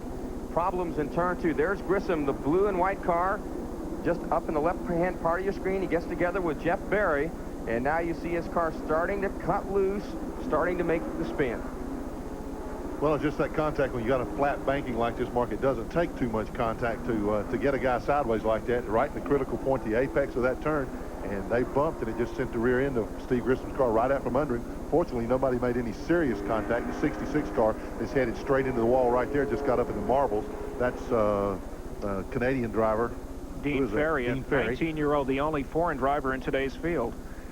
Steve Grissom is back under power, but he's been having a long weekend so far. Well, we're under caution. Lap 132 of 250 to make up the Chevy Dealers of New England 250. We'll have more live from the New Hampshire International Speedway in just a moment. We're back live at the New Hampshire International Speedway where we were getting set to go back to green. You see the cars bunched up, but there was a piece of debris on the back straightaway. There it is right there, so they will take one more lap around this 1 mile super speedway. Joe Nemechek is currently the leader after pit stops, but here's the mid-race summary. This is no longer valid, of course, after that set of pit stops, but Robert Presley was the leader. The average speed, 104.798 miles per hour, 8 lead changes among 6 drivers, 3 cautions for 15 laps, and just 6 of the 46 cars that started the race are currently out. And those 6 are Dave Presenti's Ken Schrader, Joey Carafas, Jamie Tomeno, Jimmy Spencer, and Davey Allison, an early engine victim.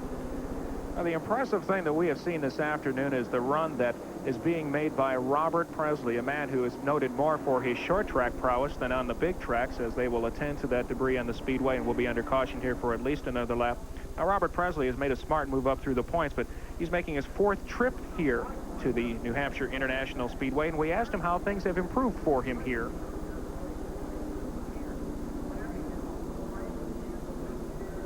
Yeah, we run good here every time we come here, besides leaving with car destroyed, but we're looking forward this time. This is the best we've run here, the trips we've made, and I'm looking forward to winning our first one here. Right now, currently, it looks like he is 14th on the racetrack as he came in under that caution flag. Joe Nemechek, as we mentioned, the leader in car number 87. His best finishes this year, a 3rd at Hickory. The last time here at New Hampshire, he was 6th. And this is just the 3rd race all year he has led. He led the first 2, a lap at Daytona, as I mentioned early, 2 at Richmond, and almost the entire season goes by before he leads again. But that doesn't tell the whole story. He has been consistently fast and a consistent finisher all season long. No doubt about that, Mark, and that's what it takes to stay up high in the top 5 in the points like that. Nemechek's had a good year. One thing that we've got to comment on right now is Bobby Labonte made a pit stop then along with Robert Presley, Jimmy Hensley, a lot of the guys. Nemechek did not pit, neither did Chuck Bound nor Ricky Craven. Another guy that didn't pit and gained a lot of track position who was in trouble was car number 36, Kenny Wallace. And from that shot we showed you just a moment ago from turn 4, you notice that there are very few vehicles in the infield here. Well, that's partly because of the terrain of this area. This is wetlands that is environmentally protected. There's a lake right there that you see in the foreground. And so Bob Baer had to build this facility around that with environmental concerns in mind. We were here in July. It was very hot, and it rained a lot one morning. We came to the racetrack, and I guess I'm going to call them pollywogs or whatever you want. Little baby frogs were everywhere in the pit area. They had come out of that little pond, and I'm not quite sure what I called them as a little kid. I thought it was pollywogs, but I think your biology class worked. I think that's what they're indeed called. Yeah. I'm digressing quite a bit. We're getting set to go back to green. Here we go. And the frogs may be green, and the action on the Speedway is green once again as Joe Nemechek gets a big jump as we're back under green on lap number 137. Chuck Bound is sitting in the second spot, followed by Ricky Craven and Jamie Obey.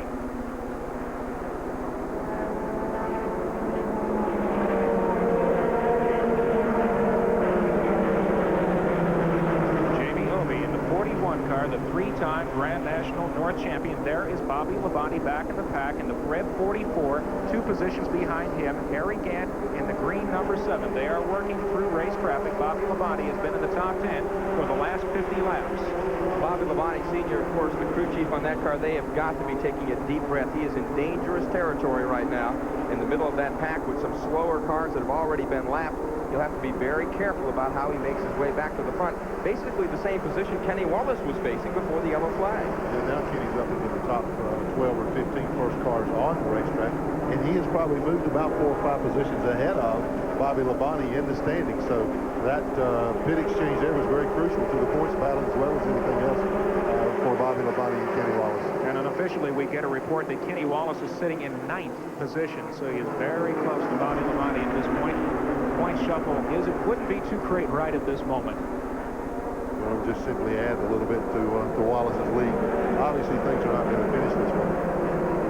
If the history of this track is any indication, they certainly won't. There is always a lot of movement in the latter stages of this race, particularly if we stay green, as adjustments are being computed right now in Harry Gant's pit.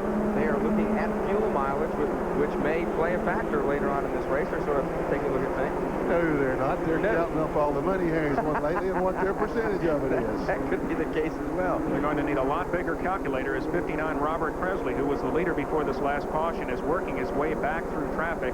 Always dangerous moments, especially when he's seeing drivers from the Northern Division that he's not used to running with. It's always a concern, Mark. You're racing against guys that you only race against 2 or 3 times a year. You don't know their habits, what they might do, whether they're going to give you the inside, the outside, how hard they're going to race you, whether they're going to give you any room at all. Makes you be a little more careful going up through there. Robert Presley is sitting back in the 10th position in the middle of the traffic right in front. The Gold 51 of Mike McLaughlin. That is a lap car. He is looking to work underneath him. He has clearly been one of the best cars of the Speedway ever since about lap 75. The 98 car, Ron Lavelle Jr. He is also a lap vehicle. Now there's the 6 of Tommy Houston, right in front of him, the 31 of Steve Grissom, who's had trouble on this track several times today, both in practice and in the event itself. Tommy Houston, of course, trying to end this winless streak that he's been battling all year long. He's had a couple of close calls, but no cigars for that team. And things get a little bit edgy this time of year. When you get this close to the end of the year, you're used to winning every year, and you haven't yet. Start to squeeze the trigger a little bit tight. Well, Mark, he's been racing in this series, this division, for 10 years. And there was contact between the 72 of Tracy Leslie and the 6 of Tommy Houston in the center of the backstretch. Interesting to see if the contact initiated by Leslie is returned by Houston. But as I started to say, this is Tommy's 10th year on the series. He's won a race, at least one race every year. He doesn't want 1991 to go down as the first year that he hasn't won a race in this division. He is bent on winning a race in the next 3 races. And he is one of a number of drivers who are in the process of working out sponsorship negotiations as lap times are telling the crews exactly what the race car is doing. Those stopwatches, as we mentioned earlier in the broadcast, don't lie. No matter what a driver says, the stopwatch is the ultimate telltale. As now Chuck Bown has closed in on the rear deck lid of Joe Nemechek. Bown had a stretch up in the lead earlier part of this event, and he's right back up there again. Finished second here back in July. He obviously loves this speedway. Ricky Craven also starting to move in there. That third car in the pictures, Ricky Craven, who dominated the action early. Chuck Bown moving into the number 2 spot as we saw Jimmy Hensley staring in on the battle. Dave Dion in car number 29, the Ford V8 powered car. He is definitely having problems, and the yellow flag has not come out. He's sitting there over in turn 2. Yeah, that's an escape road. That's part of the road course that is part of this complex too, and he is definitely out of harm's way because that looks like he's at the entrance to pit road. He's not. He's at an escape road over on the backstretch coming off turn 2. In fact, it seems most of our trouble this afternoon so far has come up in the turns 1 and 2 area. This is heading toward 3 and 4. Brian Field camera, beautiful backdrop here to the Speedway.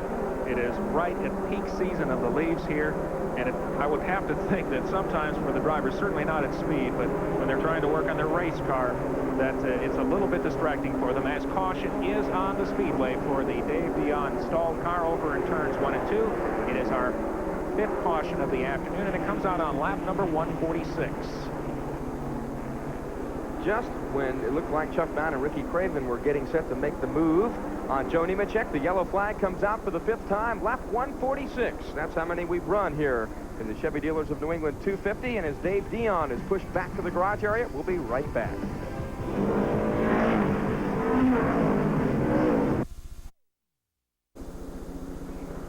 We're back live in Loudon, New Hampshire, as the Chevy Dealers of New England 250 is starting to draw to a close. We're just past the halfway mark.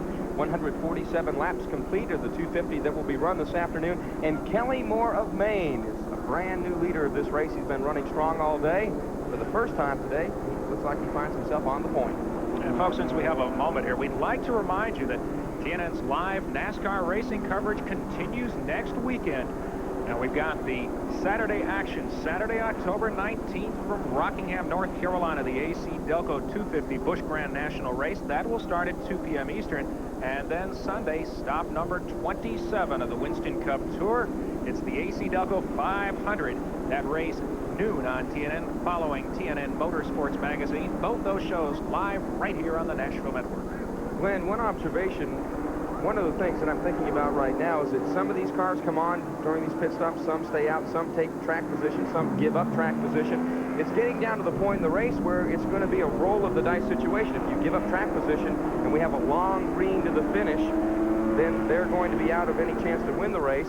If they guess right, stay out, they may be in good possession to win. Or we're getting to that point in the race where you may not get the yellows bang, bang, bang, just like we've been getting them lately. Well, that's right, Mark, and I'm kind of questioning Kelly Moore's moves right now. The last 2 pit flag or caution flag periods that we've had, he has not pitted. So he has elected to stay on the track for track position. He obviously cannot go the rest of the way on fuel. Chuck Bown, Harry Gant, several others jumped in for just fuel only on that stop. They're going to gamble probably if this thing goes green, they can make it the rest of the way. Well, let's go down to the pits and Bill Hennessy. Very quickly, just to relate what you guys are talking about, most of the cars wanted to go to lap 150. 100 miles away, they felt they could make it, and everybody wanted to chance it on fuel. If they have to come back, take on tires, that's going to be a question anyway. But everybody came in, took on fuel with the exception of 36 car. Kenny Wallace took on right side tires. You see Butch Miller now coming in. Van Apperson, the crew chief there, topping off the tank on the Food Country USA car. And again, it looks like some people are going to try to stretch it to the very end. And of course, we get a late caution. Then you really get to some tough decisions. And we talked to a number of crew chiefs before the race this weekend, and we said, what is the maximum you can go on fuel? And the general consensus was somewhere between 94 and 102 or 3 laps. They think they could go maybe a little bit further if they absolutely had to, but they're looking a bit skeptical at that. And what are your thoughts? You sat behind the wheel of a car, and you know how to compute fuel mileage in these V6 engines. Well, my skepticism relates to what Jeff Godin did last week in Charlotte. Of course, he wasn't on a flat track. When you're on a flat racetrack like this, you have to slow the car down more in the turns, so therefore it takes more fuel coming off the turns to get the car back up to speed. So it takes a little more fuel. I think they can run close to 100 miles. Kelly Moore leads the field as we go back to green with the 99 of Jeff Burton going up to the high side. He's second place. He's making his move for the lead. Robert Presley is third, and Jeff Burton gets the spot as they head into turn 1. nose to tail, those front three positions. Jeff Burton, the South Boston, Virginia driver. He's looking for sponsorship for next year as off the pace. That is Ernie Irvin, the outside pole sitter, having problems in his McTool Chevrolet. He is up on the high side entering 3. There is no problem. There is no caution. There's Jeff Burton across the stripe, leading this race officially for the first time. Burton started 27th, and he has quietly made his way to the front in that Darrell Bryant prepared Chevrolet out of J&J Racing out of Danville, Virginia. And Presley looking now to the low side. He wants to take over the second spot, and he can't quite get inside him. Yes, he does. Charging into 3. Can he make it stick? You had to back off that time. You can't turn that car, go in that hard, turn that car down on the racetrack.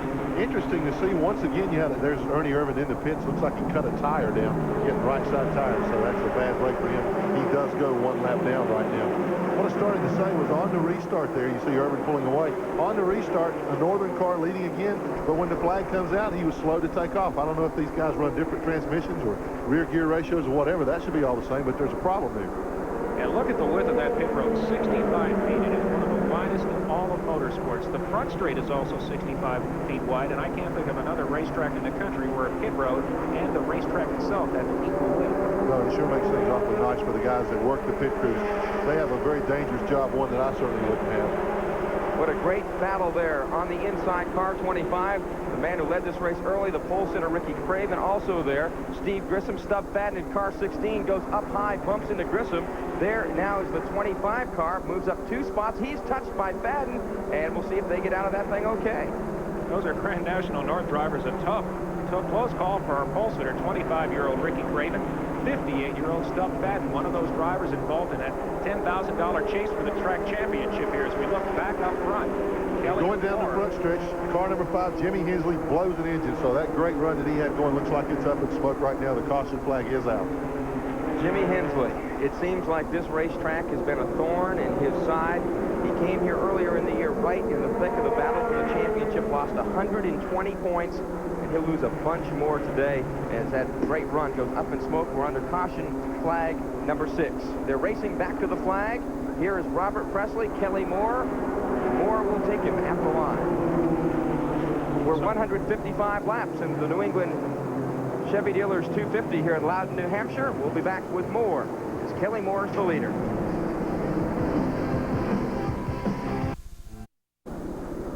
After some pit stops, pit road is a lonely place once again as we return to the Chevy Dealers of New England 250. We had some wild action coming off of turn 2 just a few moments ago before that latest caution, Glenn. You see the cars coming off of turn 2 there is a big pack of cars. What happened?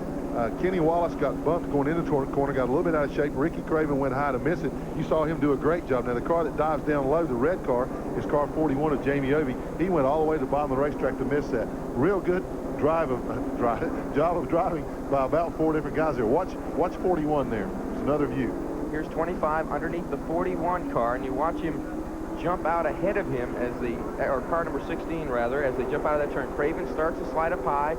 He's tapped a little bit, the 31 into the 16, into the 25. Craven sideways, and look at Obie driving right underneath. Good job by all those guys. What goes through a driver's mind when his car gets cocked about 30 degrees sideways after a tap? Oh, no! Uh-oh. Hang on. Really, in a situation like that, you know, the biggest thing is, you feel like that you can straighten the car out, but you're just praying that nobody else bumps you again, because if somebody else bumps you, when you're that far cocked sideways, you're going to go on around. And great piece of driving, as we mentioned, by everybody, because right in the middle of that, too, is Steve Grissom, who's had his share of trouble today. 156 laps are complete. We'll be going green in one more time around the Speedway. Just a reminder again, if you're just joining our telecast, coming up right after this Grand National race, we will be having the coverage of the NHRA NASCAR All-Star Benefit Softball game that was played in Charlotte recently to benefit a number of worthwhile charities. It went right down to the final lap that comes up at 3:30 Eastern here on TNN. And like any charity softball game, it was all in good fun. Nobody cared who won. They were just there to have a good time. You believe that? I've got some of this swampland right outside the racetrack here I want to sell you for a reasonable price. In the locker room after that game, I mean, Les Richter and Dick Beatty, of course, of NASCAR, were the coaches of the team, and Felix Sabates was the honorary owner of the team, playing George Steinbrenner, and you thought they just won the Daytona 500 and the championship all rolled up in one. I can sum it up real briefly. The last out that was made was hit to my brother playing shortstop, and he told me that when he fielded the ball and came up to throw the ball, because it was a close play at first, he said he was more nervous then making that out than he was when he crossed the finish line beating Davey Allison by 8 inches. So do you think those guys don't care? Well, he knew he'd beaten Davey Allison by 8 inches. He didn't know if he was going to throw the ball in the stands or not. As we go back to green flag action, lap number 158, Robert Presley, the race leader once again. As we now have 90 laps to go, most of the drivers are in their fuel window to go the distance. Right behind Presley, car number 72, Tracy Leslie, the Michigan driver, who's had an up and down year, but he's run strong all day long, and he's in position as this race gets down to decision time. There's Leslie there in car number 72. The car to his outside is the lap car of Tony Hirschman. Right there in the third spot is Tommy Houston. And Joe Bessie in car number 64, a guy we haven't talked about at all today, is riding in the fourth spot. He's now got Chuck Bound beside him in car number 63. And he is caught behind some lap cars there. Tommy Ellis, the 12 car, is a lap machine. Joe Bessie won the first Grand National North race of the season right here at NHIS. So this is one of his best super speedways. The northern drivers really don't run that many tracks of a mile in length or more. Heading out into turn 3 now. Robert Presley has pulled off to a sizable advantage. Now there is the 44 car Bobby Labonte, part of the Grand National Championship. Right behind him, Jamie Obey, who's got through that last incident nicely. Also Ricky Craven there. Craven's locked in the back and right behind Jamie Obey, trying to find some racing route. Now there is Kenny Wallace, the 36, the black 36. Kenny Wallace right behind him, Jeff Burton, who has taken a stint up in front here. Outside him, the blue number 1 of Jeff Gordon, a rookie contender. Labonte looks like 3 or 4 positions ahead of Kenny Wallace when you take out the lapped automobiles. So the point chase at this particular point, Labonte would gain a few points, but probably in all likelihood, if the race ended right now, would not take the lead. As they come down the 1,500-foot front stretch, they have to be careful with the lap traffic and also drivers with which they are not that familiar. And very close there in turn 1, Glenn. Well, a flat racetrack like this, anytime you got a group of cars going in the turn all at the same time, and there's always going to be 1 or 2 guys going for the same spot on the racetrack. So I got to take my hat off to all the guys. I think everybody's just done a tremendous job, because this is one of those places that with these flat turns, you get a little bit out of the groove and into the marbles there. It doesn't take much to stuff that thing in the wall. We've had a couple of spins, but they've been just that, just minor, relatively harmless spins. So good job to everybody out there today. Robert Presley, the Asheville, North Carolina driver setting the pace here. Now Tracy Leslie having one of his best runs of the season in that Detroit Gasket Oldsmobile. He has a second-place finish to his credit at Indianapolis earlier this season. He would really like to put a victory on the board. He sits 3rd in the Rookie of the Year chase. This has been one of the more spirited chases that we have seen ever since this award was first instituted. A great rookie crop in 1991. As a matter of fact, first time in Busch Grand National Series history, rookies finished 1, 2, 3, and that was a race that we saw down in Lanier, Georgia. And it was Mike Wallace, I believe, who was finished in the 3rd position. We had David Green winning the race, Jeff Gordon 2nd, and Mike Wallace 3rd.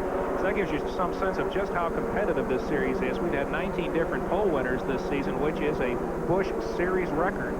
You're looking at those 2 cars going off the 4th turn. Watch when they go into the turn. Just a great shot of the 2 cars. The red car, orange car of Tracy Leslie in 2nd place. Watch how he closes up on Robert Presley right in the middle of the turn. He's just a little bit quicker right there. But as they accelerate and start off the corner, Presley's car gets a little better bite, and he opens that gap back up again. So good race, good battle going on between those guys. And they are starting to creep away from the 3rd place car of Tommy Houston.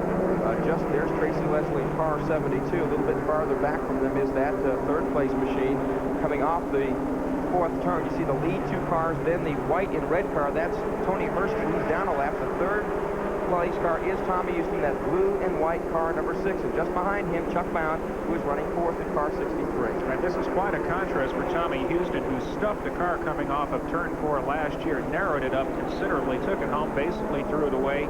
He comes back here, and this is one of his best super speedway runs of the season. His best finish in 1991 was at Volusia County Speedway. Kenny Wallace's first win. He finished 2nd there. Now there, 44 Bobby Labonte, 41 Jamie Obey, and right behind him, that's the 25 car of our pole sitter Ricky Craven, as Obi has been one of the best cars at the Speedway after his tires have come back up to temperature. Oh, absolutely. Obi's been strong all day. He's driven a very smart race. You saw him make that move a while ago. Now you see Craven getting under Labonte. Right now, Labonte should let those guys go. He got a good bite coming off the corner there, but you don't want to be on the outside racing these guys for too many laps, particularly Craven. Craven seems to have a little bit quicker car than Bobby right now, but being a true racer, Bobby's not going to just give him the position. And another close call for Craven just a moment ago coming off turn 2 as he broke loose ever so slightly down at the bottom of the track, and that could have had significant implications for the championship if he had lost it. And we'll be back with more action here from Loudon, New Hampshire, where 167 laps are on the board. Robert Presley continues as your leader, Tracy Leslie second.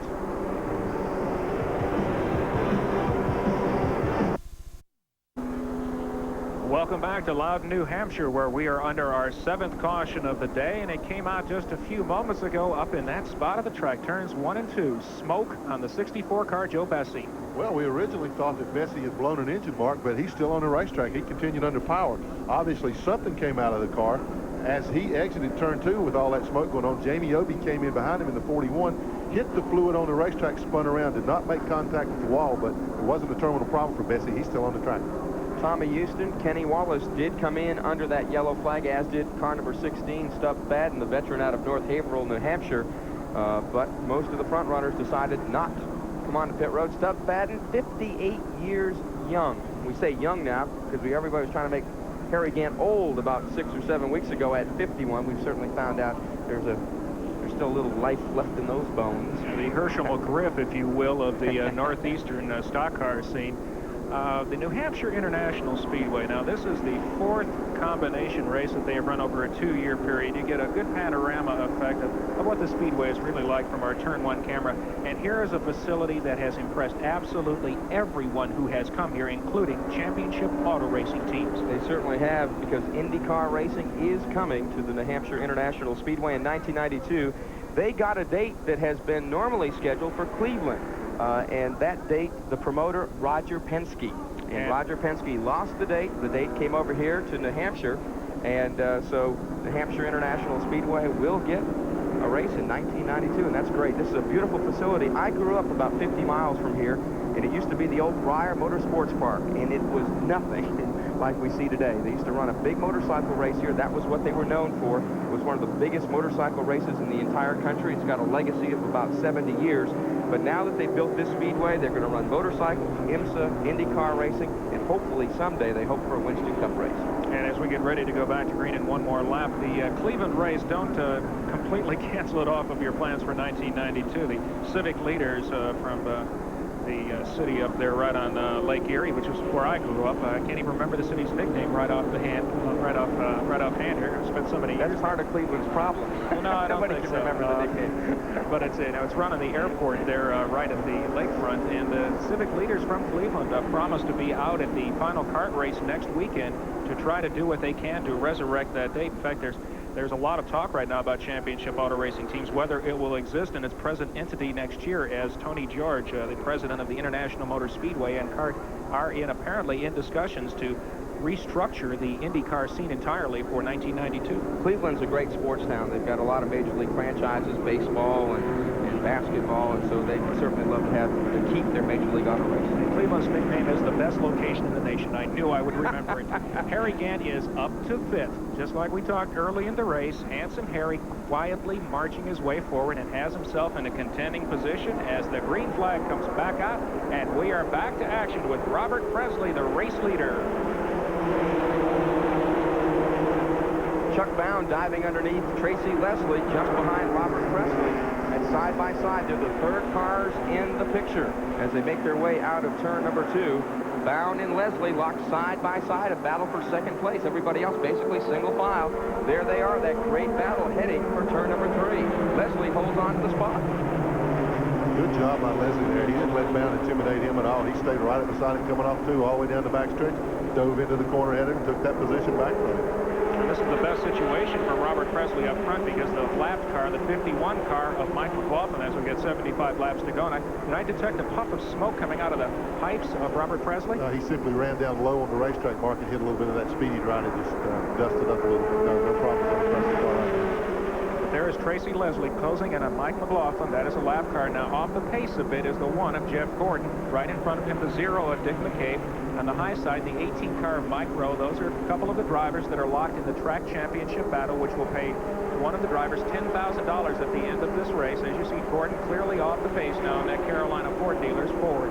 Apparently, he's lost the cylinder. When you go down one with a 6-cylinder, you've got yourself some major league problems. He falls in line there behind Tommy Houston. And how much of a problem is that, Glenn? We know in a V8, you drop a cylinder in a V8 engine, you lose some horsepower. What is the difference in loss of performance when you lose a cylinder in a V6 versus a V8?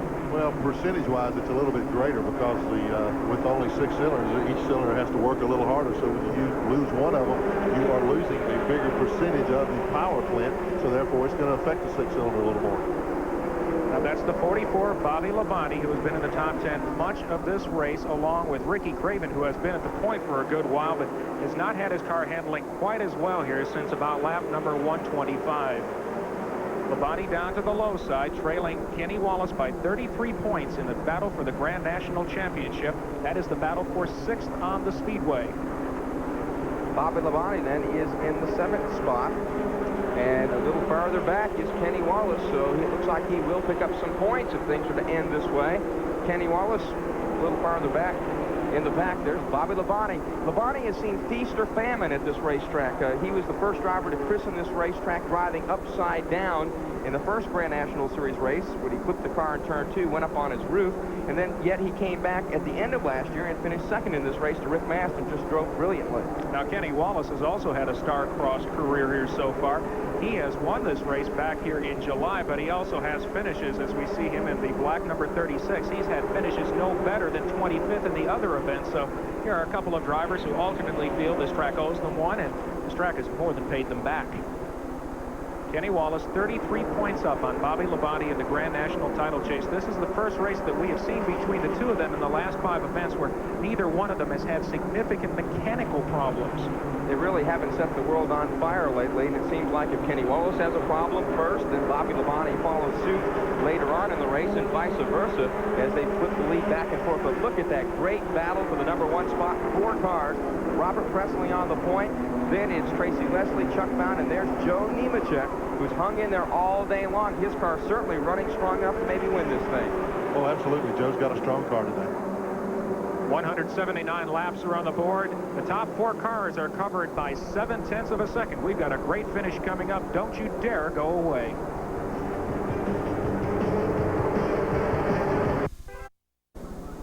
As we return to the New Hampshire International Speedway, we are under our 8th caution of the afternoon for a 4-car incident that came this time at the turn 3 and 4 area of the Speedway, and there's one of the victims. Glenn? All right, you see the car 98 on the bottom, car number 3 trying to lap him going into the turn, and Kelly Moore is hung out on the outside going by the car number 3, tries to go 3 abreast, just doesn't make it. He gets into car number 3, which is Tony Hirschman. Moore slides sideways. Hirschman turns around. Now watch what happens here. Dick McCabe in the green 0 does a great job of missing it. However, Ward Burton is slowing down, trying to miss him. It hits 3 as he comes down, and then boom, Mike Rowe in 18 comes along and clobbers him in the door. You see Kelly Moore in the black car sliding up the racetrack, incidental contact with the wall, but tremendous damage to Ward Burton. And Kenny Wallace, you see him just sneaking through there on the outside of the yellow car. He's the black car on the outside of 18 there. Great job of missing it all. There's another angle. Again, car number 98 gets together with the 3 as the 3 moves up the track. He collects the 47. There's Dick McCabe. What a great job sneaking underneath. And Ward Burton just was wrong man, wrong time. And Mike Rowe getting in there. There's Steve Grissom getting by, and right behind Grissom as Rowe's car starts up the racetrack. Look at Kenny Wallace looking for an escape hatch, and he barely finds one. Well, he did the right thing, Mark. He got the car slowed down to almost a crawl, so he knew that he could turn the car any way he wanted to. Then good heads-up piece of driving by Kenny Wallace. And what a frightening decision he had to make. He either had to go into Mike Rowe, or if he turns to the right at that point, he's staring the wall in the face. So either way, it was sort of a no-win situation. A great piece of driving there. Now there is the Ward Burton entering the Gwaltney Buick. They are doing significant work at the front end, but you can see that the radiator is jammed in. Let's go down trackside to Bill Hennessy. Well, Ward Burton got an initial observation of everything that was taking place out there. Ward, you don't seem to be seem too pleased with what took place in front of you. Just people driving like it's the last lap. I don't know, just not using the head as usual, same old one. We're going to try to get this car back in, or are we going to park it? I don't think we're going to make it back out. The quality Big 8 Buick was going to have a good top 10 finish today, but same kind of junk every week. See you next weekend on TNN at Rockingham. Ward Burton may have a little frustration spilling over from last week where he was the class of the field. He comes back this week, and this is racing, right? One week you're the hero, the next week you could be down there around 0 someplace. It's a tough place. It doesn't take long for things like that to happen. And again, Ward was, certainly none of that was his fault. Right. And really, what triggered that incident was a lap car trying to pass another lap car and another car going by that lap car at the same time. There just wasn't room for all three of them. In my opinion, Ward Burton over the second half of the season has perhaps been the most improved driver. As you see him looking at his car now, he's been the most improved driver of the Grand National Series. He's really putting things together in that A.G. Dillard machine. And the green flag comes back out. We are now in the closing stages of this event with Robert Presley up front, but there are 4 cars right behind him that are involved in a good chase. Tracy Leslie, 72. The 63 of Chuck Bound, 87 Joe Nemechek, and sitting back in the 5th position, Harry Gant. As this battle continues on the racetrack, the odd thing is, to me, nobody chose to pit then. So evidently, everybody's showing their cards. They think that they got the stuff to go the rest of the way. There's Joe Nemechek taking over 3rd from Chuck Bound. A good move as they dove into turn 3. And they get single file for the most part in a big hurry around this track, coming back up the speed. They are tiptoeing around just a bit, as there is Nemechek going inside of the lap car. One of the lap cars on the track. Right behind him is Chuck Bound now. Behind him, Harry Gant. And if Harry Gant's going to start to make his move, if he has anything, this is about the time of the race that we expect it to happen. There's Ricky Craven a little farther back in the pack with Jeff Burton right on his back bumper, trying to make their way to the front. Craven gets into car number 96 with Tom Peck. They come together in the middle of the turn. Peck is up against the outside retaining wall. Caution flag is flying again. I saw Craven go into the turn. It was a little bit hot there. He got a tough break to Tom Peck.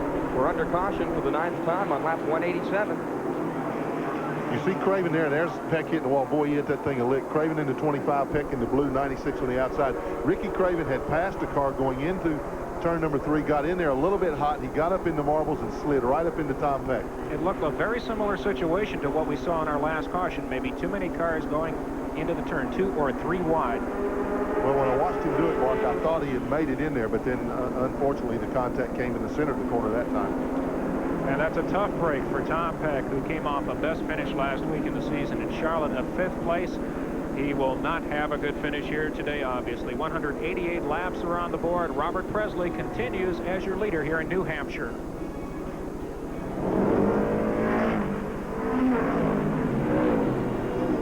I think that's exactly what happened. Back here at the New Hampshire International Speedway, Ricky Craven, who was part of our 9th incident just a few moments ago, has come on to pit road for right side tires. He goes back on the speedway.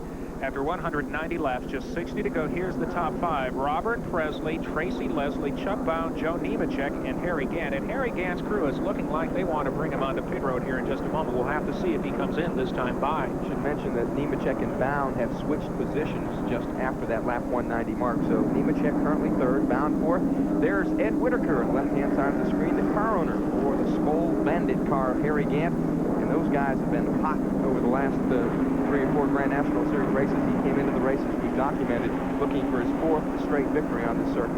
And Harry Gant started 17th and has very quietly moved up through the field, sitting in the 5th position. They have decided not to make the pit stop. And Glenn, your thoughts as we're 1 lap from going back to green. Can Harry win this race based on what you have seen? Well, right now, I don't think so. I don't think, this is the closest to the front that he has been, and it's because of heads-up track position they've worked on by not pitting and pitting at the proper time.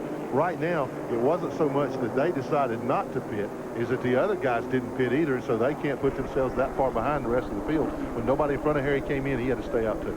Still a number of cars on the lead lap. It would make life very difficult if you pitted and the other lead cars did not. It would make things just miserable for you over the last part of this race, trying to get back to the front without getting tore up. Well, his car is probably equal to the cars that are running in front of him right now, but he's not as much quicker, or so much quicker that he can afford to take a gamble by pitting and coming back out.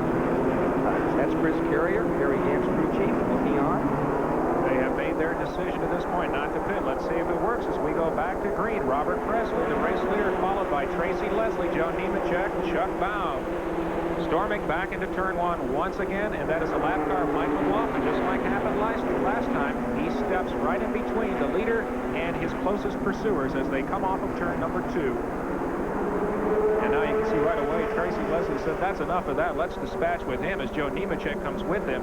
And they make a successful pass as now the Magic Shoes, as his nickname, yields the spot. And now look at Leslie drift up just a little bit high there. Looked like he had a little bit of problem negotiating it. He ran up right behind Robert Presley. He went in the corner so well he had to get out of the car, or out of the gas and on the binders. Presley's got a problem. Got a left front tire going down. Tough break, and he spins Tracy Leslie. And we have caution on the Speedway up in turn 1. Leslie gets clobbered by Nemechek. Both of those cars got bad damage to them. What a tough break for Joe Nemechek. It looked like he was getting set to take the lead. There's Robert Presley.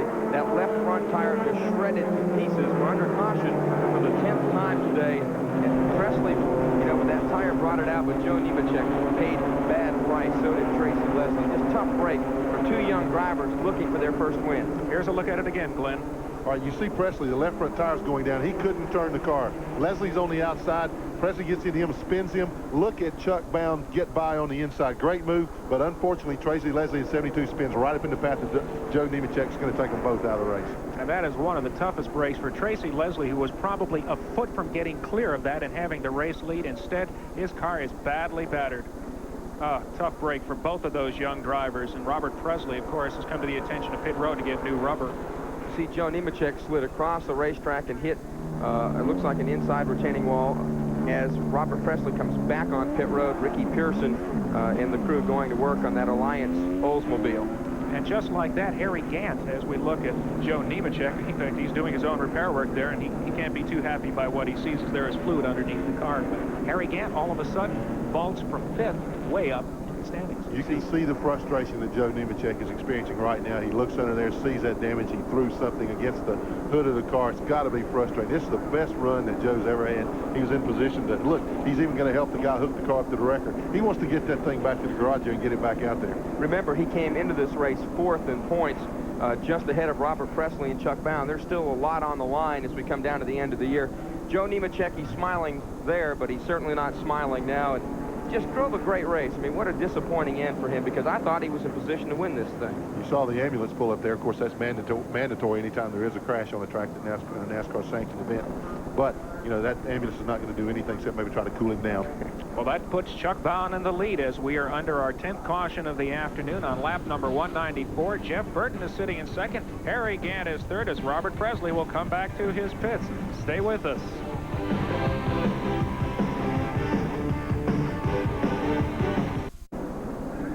53 laps left to go in this live coverage on TNN of the Chevy Dealers of New England 250. Chuck Bound did a great job in dodging that wreck.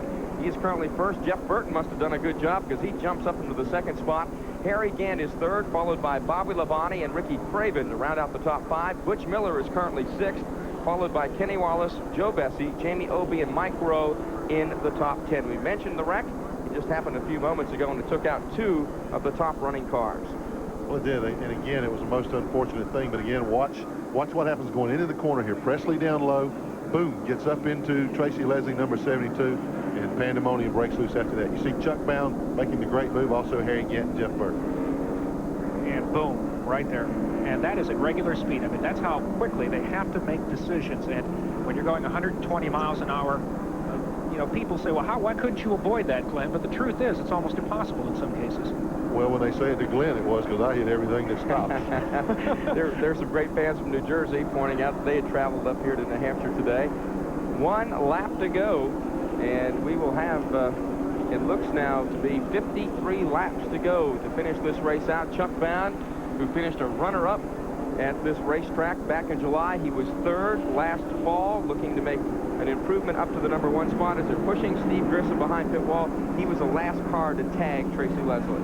You know, and I got a feeling right now that Steve Grissom's saying, God, thank heavens this weekend's finally over.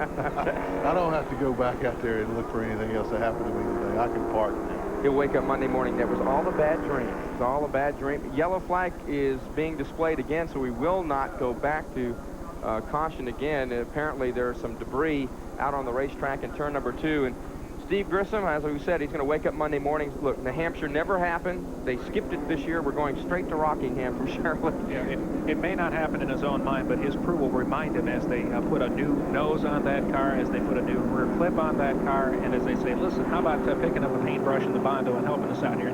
That's no problem. He's happy to do it. There are spotters all around the Speedway here. They've got them outside all of the turns so that they can see debris in the track, and they have detected some over there in turn 2. That's why we remain under caution here. When we get set to go back to green flag action, we should have approximately 50 laps to go. And, you know, Harry Gant up there in the 3rd spot. And, you know, Glenn, I want to remind you that just a few moments ago you said, no, Harry's not going to win this race. I didn't come out and say Harry was not going to win the race. Oh, semantics now. No, you're putting words in my mouth. What I said was, based on the situation on the racetrack at that time, that he couldn't. There were 6 cars ahead of him. Now 3 of those cars are out of the race. Okay, I'll ask Is that again. what he said? Based on the look at Ward Burton, looking like a super modified car, he's getting ready to go back out. All right, Glenn, I'll ask you again. Based on the current situation, can Harry Gant win this race? I still don't think that he's got anything for Chuck Bound. Chuck's been strong all day long. Chuck's crew has been around a long, long time, too, and they've made the right calls, the right decisions at the right time. I just don't think that Harry's car is as quick as Chuck's right now. In fact, I don't think that Harry's any quicker than Ricky Craven. Ricky's in 5th spot, a couple positions behind him. Craven has had a chance to work on the stagger on his car. He got it off a little bit. That's why we saw him running back in 10th to 12th position or so. I honestly don't think that Harry Gant's got the car to win the race right now. I said it. Okay. You haven't brought up Jeff Burton. He's running 2nd. He started 27th. He's been running strong all day. I think this guy's got a shot. My money's on Chuck Bound there right now. And look at the Chuck Bound crew helping Steve Grissom try to get that car back into action as we go to green flag. Meanwhile, the Nescafe Classic Pontiac driver on the Speedway leads them back into turn 1 with Jeff Burton in a close 2nd. Right behind him, Harry Gant in the 3rd spot. Let's see if they can get cleanly through turns 1 and 2 this time, and they seem to have negotiated that without difficulty. And there is a battle for the lead. Jeff Burton, 99, going underneath Chuck Bound, and they almost went 3 wide into turn 3. Jeff Burton did a nice job getting out of the gas. He would have wrecked 3 cars right there. Somebody had to give. Jeff Burton didn't want to do it, but he did the right thing, did the smart thing. Just to save his own tail. He was in a position he didn't want to be in at that time. There's the Ward Burton car minus most of the front end. Now the car at the lead of pack in trouble in turn number 2. 2 cars Kenny up against Wallace. the wall. Kenny Wallace is one of the cars up against the wall. So is Tommy Houston. There is Kenny Wallace. He got tangled up with Peter Daniels, one of the lap cars, a driver out of Lebanon, New Hampshire. And Kenny Wallace is in the wall. And another car, 22, Jeff Berry. And it is just like it has gone for the last 5 races as we're under our 11th car. Whoever has been the points leader has had trouble in the subsequent race. There's still a lot of cars on the lead lap, a lot of cars in this race. It could cost Kenny 100 points. You see up in the left-hand part of the screen, some car got together with Peter Daniels. It was Kenny Wallace. They touched. Wallace's car spins to the right, hits the wall. Daniels and the left side hits the wall. And going out of the screen, Tommy Houston got hit. And of course, Kenny Wallace came in with a 33-point lead as now smoke is billowing out from under Jamie Obie's Buick, with Bobby Labonte running in the top 10 all day and Kenny Wallace stuffed into the wall. The question is, as we're doing some rough mathematics here, it looks like Bobby Labonte could take the points lead. What we'd like to do is just show you the replay one more time when we get a moment here, because there was a tight pack of cars over there, and one has to wonder, Glenn, Jared, if maybe Kenny Wallace wasn't shoved into the Daniels car. There's the Bobby Labonte machine. He has been able to stay out of trouble pretty much the entire event now. There is, under his own power, that is Kenny Wallace under power, so that is good news for fans of that young driver who hails from St. Louis, Missouri, but there is obviously severe damage to that Pontiac. There are now 26 cars still on the racetrack, so if Kenny Wallace's team wasn't able to put him back out onto the racetrack. Well, I'll guarantee you they're going to get him back on the track. If he can drive that car around the track in the condition it's in right now, they'll straighten it up enough to get him back out there, let him run around, make some laps. This is a long racetrack. It takes a lot of time to go. You can see the left front tire not even turning, so they got a problem there. I promise you, though, they'll get that car back out on the racetrack. Now, Bobby Labonte is currently running 4th. If the deal ended right now and Kenny Wallace was not able to come back out onto the racetrack as he comes onto pit road, minus 45 points would be Kenny Wallace going to Rockingham next week. That's an unofficial quick look at the way the points would be if things ended this way. Here's Wallace coming onto pit road. He will cut in behind pit wall so his crew can put the car up on jack stands and go to work on that Cox dry-treated lumber Pontiac. There's Steve Bird, his crew chief, talking with Kenny now, and he will now start to assess the damage, and they'll jack that car up. While they are doing that, Robert Presley dove onto pit road for right side tires a moment ago. That's an important thing to keep in mind as they attend to the Peter Daniels car that is still up against the wall in turns 1 and 2. We saw a number of teams, just as Steve Grissom saw on Friday when he wrecked. A number of teams came to the rescue, and we saw as Kenny Wallace's car came into the pits. We see a number of other teams scurrying around to help. There again is Steve Bird, the crew chief for Kenny Wallace's team. And Wallace has jumped out of the car. You see him there with his helmet on, changing the tire on that car, helping to change the tire. He's very much involved. And also Robert Presley onto pit road, and the hood has gone up on a man who was the dominant entry through the middle laps of this event. That is not a good sign, but it's also the hood is down very quickly. Glenn, any suspicion of what they might have been doing? There was a little bit of smoke coming from the engine. It looked like it might be a breather or probably a valve gasket or something like that. It didn't look to be too serious. Let's go down pit side. Kenny Wallace sitting in that car. The gas man was the car standing out beside changing the tire. Let's go down to Bill Hennessy. Well, Kenny's turning the steering wheel right now. At least Steve Bird is. And Kenny, that's got to be disappointing. What happened going down into turn 1? Well, trying to keep my cool here. All these wrecks been happening because some of the teams, you know, that ain't got real good cars. They're not looking underneath of them. You get all the way up to the door, and you know, and they come down on you. And I was on the apron, and a guy just kept coming down, and he come down, hit me right front. I tried to get out of it. It was just, you know, it was a situation where for sure you thought he knew you was there. And I tell you what, you really are maintaining your composure considering how bad things have taken place for you in the last lap. Well, I hit pretty hard down there, you know. It took a pretty good jolt.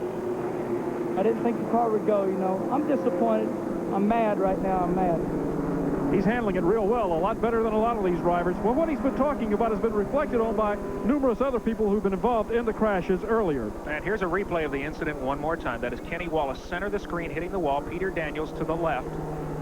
And what a horrible feeling that must be for someone who goes, gee, I'm just trying to stay out of trouble, and all of a sudden, bam, I'm in the wall. Peter Daniels got into this race on a promoter's option. He started 46 out of 46 cars here on this racetrack, so he was well off the competitive speeds coming into this race. Yeah, Daniels just wasn't watching the mirror that time, guys. He was a lap car. He was up in the outside lane, and Kenny was cleanly under it.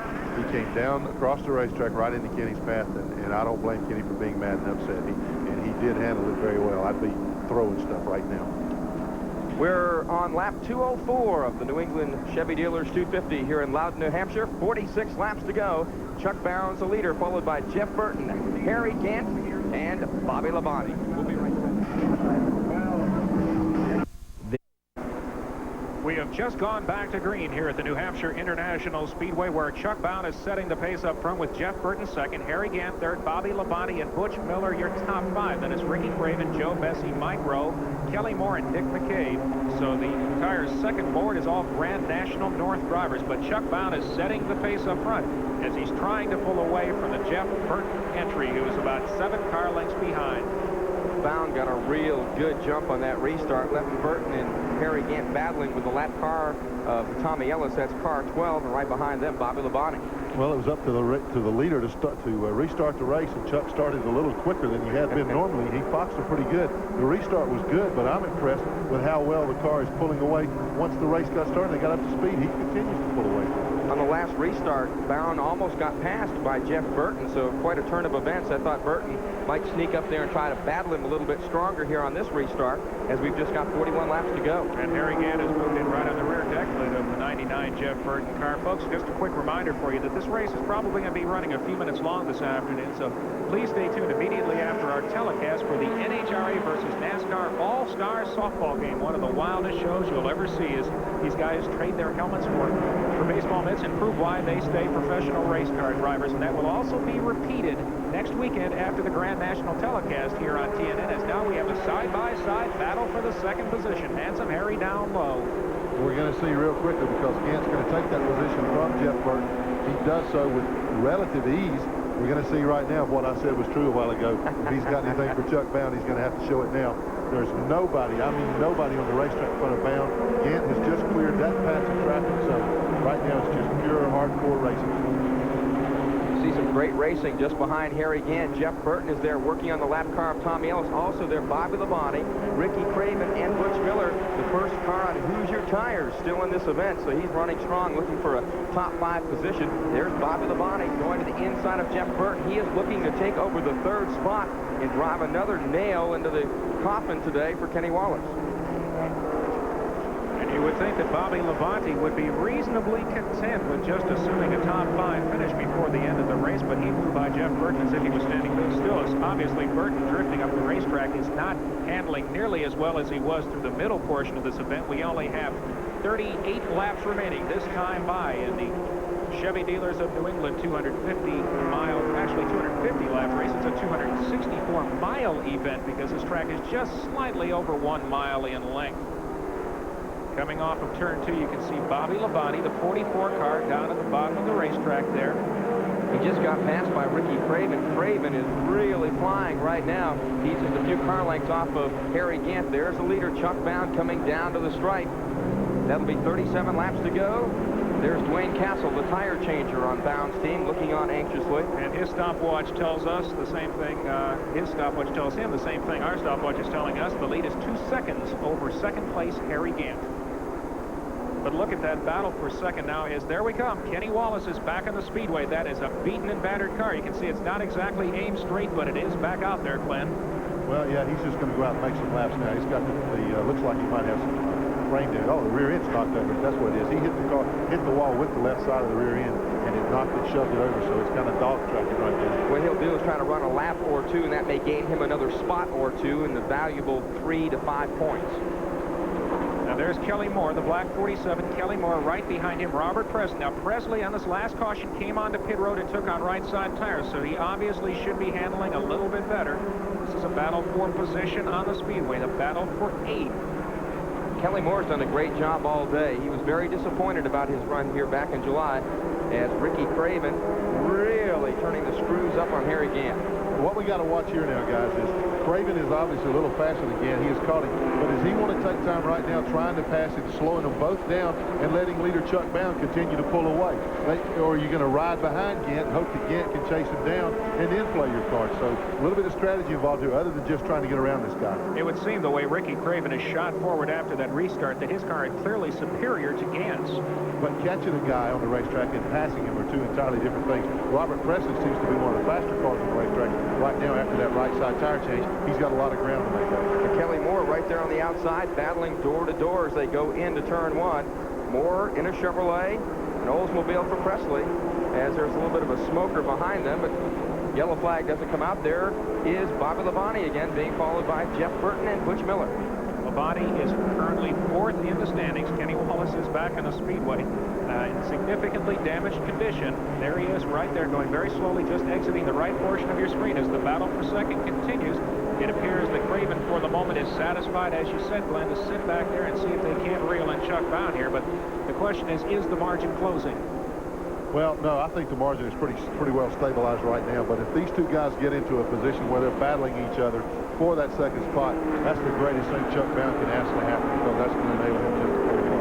Steve Grissom getting some camera time and exposure for his sponsor, Channel Lock. That'll be a 15-race deal next year as Ricky Craven way off the pace coming through turn 3. He got way up in the marbles, trying to go to the outside of Harry Gant. His car seems to be up to speed. He got into that loose stuff, Glenn, and that's all she wrote. He just got to turn a little hard there, trying to set up. He had to put a move on him coming off the turn. He got her up out of that groove, got that slick stuff, buddy, there's no turning. You just simply have to slow it down then. And it looked like the red 99 of Ward Burton had a thought about going underneath Bobby Labonte, then thought better of it entering turn 1. Now Jeff Burton has his hands full with Butch Miller in car number 75. They'll tag into turn 3, about 2 car lengths apart.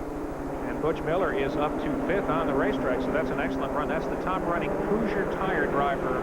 Also now Joe Nemechek is circulating around the Speedway. We've got just 30 laps to go. Now 30 laps, and this is where it starts to get to the long portion of the race for the Nescafe Classic crew. That's Big Rodney on Chuck Bound's team. You know where the name Big came from. Yeah, I think it's a very good nickname. He's the only guy that dwarfs Glenn. I mean, well, Big Rodney realizes there are big problems because Harry Gant has cut that 2-second lead down to 1.5 seconds. So that's why that look of concern was on his face. I mean, Harry Gant, the guy that doesn't have what it takes to overtake Chuck Bound and win the race? Yes. You said that same Harry Gant? Yeah, he said that with 53 laps to go. I did write that down.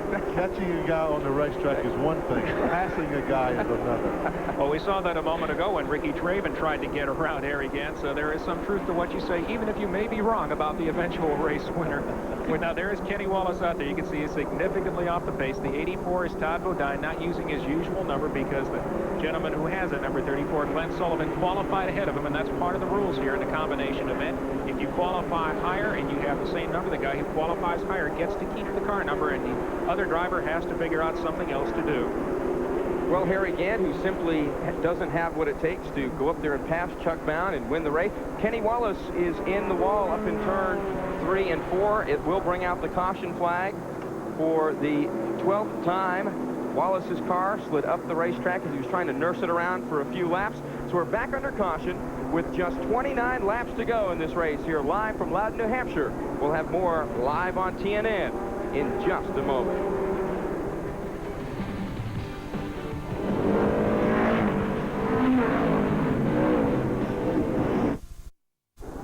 Back here at the New Hampshire International Speedway, what appeared to be a fairly harmless incident involving Kenny Wallace's car. We're not going to speculate on anything, but he did emerge from the car with some assistance, did walk away. Here's a look as they're starting to work, and they say, Kenny, do you need help getting out of the car? Now, it's not, that looks pretty serious there, but it's not. You can see Kenny is moving. He is starting to get out of the car, but there is some discomfort, I would think, on his face. I think it was fair for us to say that, and he went immediately to the ambulance. He is holding his left arm, kind of favoring it, trying to keep the pressure off the left shoulder, so we're not going to speculate, but it looks like he took a shot to that left side. Again, he was nursing the car around after a crash. It wasn't right, but he's just trying to make a few laps to pick up a few more points, and found himself in another problem. Well, as badly out of alignment as the rear end was on that car, I have a suspicion that it was probably rubbing on something and cut a tire going into that corner. That's obviously the worst place that you can cut a tire down, is at the end of the straightaway going into the turn. We have a few moments here. Let's remind you of a couple of events that are coming up here on TNN the next couple of weeks. Now, next Saturday afternoon at 2 p.m. Eastern, NASCAR Grand National action from the Rock, Rockingham, North Carolina, the AC Delco 200, 2 p.m. Eastern. Right after that, then, will be the repeat telecast of the NHRA versus NASCAR All-Star softball game. So you got great racing and great softball action. And then Sunday, October 20th, live at noon, right here on TNN, the AC Delco 500 Winston Cup race. Probably one of the most, not probably, it is one of the most grueling races on the entire schedule, where Dale Earnhardt is looking to further solidify his Winston Cup points lead. All of those events, Saturday at 2 p.m., the Grand National race, Sunday at noon, the Winston Cup race, live. See a good crowd on hand today here at the New Hampshire International Speedway. If you see some empty seats from time to time in the grandstands, the fact of the matter is they've got a lot of seats, so you can have a great crowd here and still see a few empty seats at this racetrack. They built it to host, again in 1992, an IndyCar race, and hopefully someday a Winston Cup event. Well, the Winston Cup drivers whom we've talked to in the garage make no bones about it. They think this is an excellent facility, and they would like to come here. Now, that is obviously not the driver's call to make. There are a number of scheduling factors which come into account, and many elements that NASCAR down at Daytona Beach would have to consider before awarding any new racetrack a Winston Cup date. But everyone that we have talked to from any series, whether it's motorcycle racing or road racing or stock car racing, has been most impressed with this incredible facility up here in Loudon, New Hampshire. There's Dean Ferry, the Canadian driver on pit road. One of the main reasons why the drivers like to come here, it's a beautiful racetrack, a great garage, a great track, a physical plant, a great wide pit road. But Bob and Gary Baird just treat everybody so well. They roll out the red carpet. They come here, they have a great time, and they really have no troubles. They just have some fun and race. And I like to come up here, too, because lobster's $3.99 a pound at McDonald's. Of course, we see a lot of folks bundled up. It is getting a little bit cooler here. We started out a little over 50 degrees, and it has been a lot of sunshine today, but it has been a typical fall day in New England, as we see Kenny Wallace's crippled car being towed back to the garage area. And that's a sight that Kenny Wallace fans did not want to see today, and he was running so strong until he got messed up with that lap car. Kenny Wallace has had a long day. We've seen several times that he's been in the middle of other incidents and has managed to get through unscathed, but it's one of those situations where you apparently can only dodge the bullet so long when you're stuck in race traffic, which Glenn points out further why sometimes it really is important to run as hard as you can so you're ahead of things like that can happen. Oh, definitely. You don't want to stroke the car to the point that it keeps you back and mired in the middle of the pack. If your car's capable of getting around those other cars without taking too much of a chance, you want to go on and do it, because obviously the clearer racetrack you can run on, the less chance of something happening. That caution flag, a big break for Harry Gant. He closes up behind Chuck Bound. Also, Ricky Craven, who had fallen back quite a ways, he gets a second life. Well, I was just about to say, Mark, it's a break for, it could also be a break for Chuck Bound, too, in the sense that they've run up a lot of these laps under caution where nobody can pass him. Again, I made the statement 2 or 3 times about catching somebody is one thing, passing is another. They've got less time in which to pass Harry Gant. Now Harry Gant has to contend with Ricky Craven on his back bumper again. That's when Chuck Bound was able to pull away. And right behind Ricky Craven is Bobby Labonte and Jeff Burton in the 99 car behind him, then Butch Miller. So we have a number of cars that have shown strength at certain portions throughout the race. We are very much in contention. As you well know, Glenn, the etiquette also changes in the closing laps. Chuck Bound may have given way to somebody a lot easier early on than he's about to maybe at the end of this race. Well, at this point, nobody's going to give way to anything now. We're getting ready to go for a restart. One thing that's happened, Harry Gant has been awfully slow on the takeoffs. Let's see if that happens again. And the green flag is back out. Chuck Bound leads the field back into turn number 1. 22 laps remaining here in New Hampshire. Can Harry Gant catch him? Let's keep an eye on that as they come back up to speed, moving through turns 1 and 2. Apparently the driver that lost the most is the 25 car at the right of the screen of Ricky Craven, who is stuck behind the lapped car. Chuck Bound now moving down into turn 3 as the laps wind down. Harry Gant maintaining a 2-car length deficit, but then further back and caught is Ricky Craven, our pole sitter, who led so many of the early laps. He's got to work his way around to reel in those front 2 cars. And Ron Lamell in the car 98 is the car that's holding Craven up right now.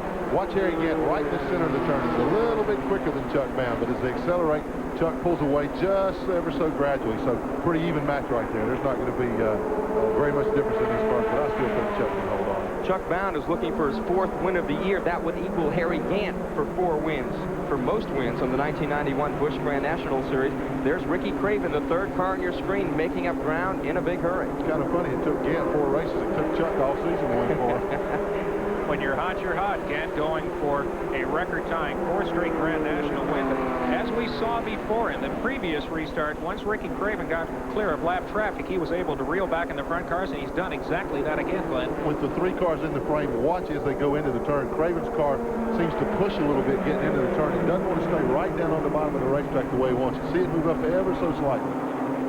And that will make it difficult for him to pass on the inside, which has been the preferred way to pass all day. Absolutely. Of course, it could be that the times that I was watching, he was just getting in the corner a little hot trying to catch him. So all 3 of those cars pretty evenly matched right now. Chuck Bound, who had a runner-up finish here back in July and made a serious deficit, a 1-lap penalty for passing the pace car, is setting the pace here this afternoon as Craven once again is moving right back in as we're looking back a little bit further in the pack. That battle for second is really heating up in the Speedway as we're now closing to 18 laps to go. There's Craven to the high side of Gant.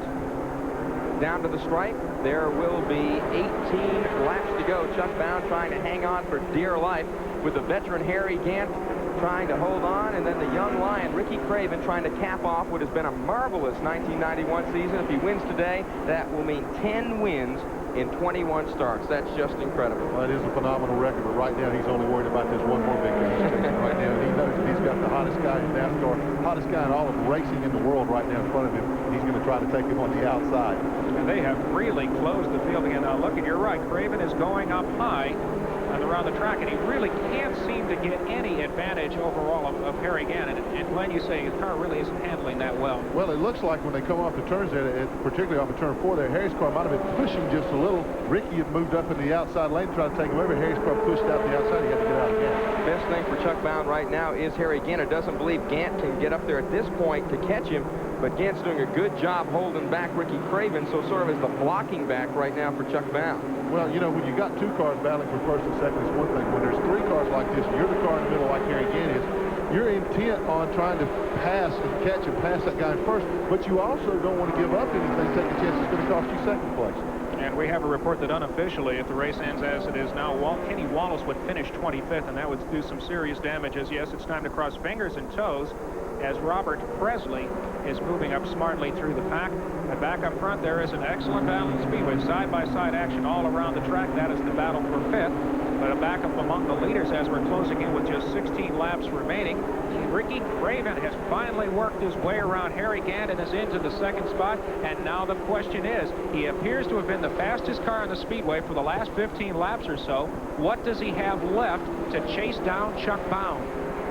I think he's got plenty. I think he does too, based on how easily he is moving away from Gant once he got around him. In fact, he has already closed right on the rear decklet of our race leader.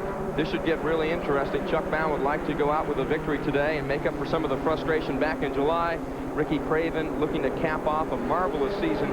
I'll tell you what, Chuck Bound is going to be a handful to get by right now. He will not give it up without going down to his last pull. Well, there's 14 laps and 14 miles that Chuck's got to hold Craven off. Craven is definitely a little bit quicker right now, but again, I hate to overuse this phrase, but you know, you can catch a guy because you can run the groove you want to, but passing him, that guy might be running the same groove you're running, and so therefore it's a little more difficult for you to pass, particularly if your car doesn't work as well in one of those other grooves. And they're all on at least 75 to 100 laps in these tires, so that's making their job even that much more difficult.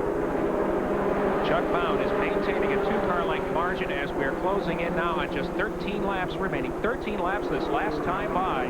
13 miles is just about the distance separating Loudon, New Hampshire, this racetrack here in Ricky Craven's hometown in Concord, New Hampshire.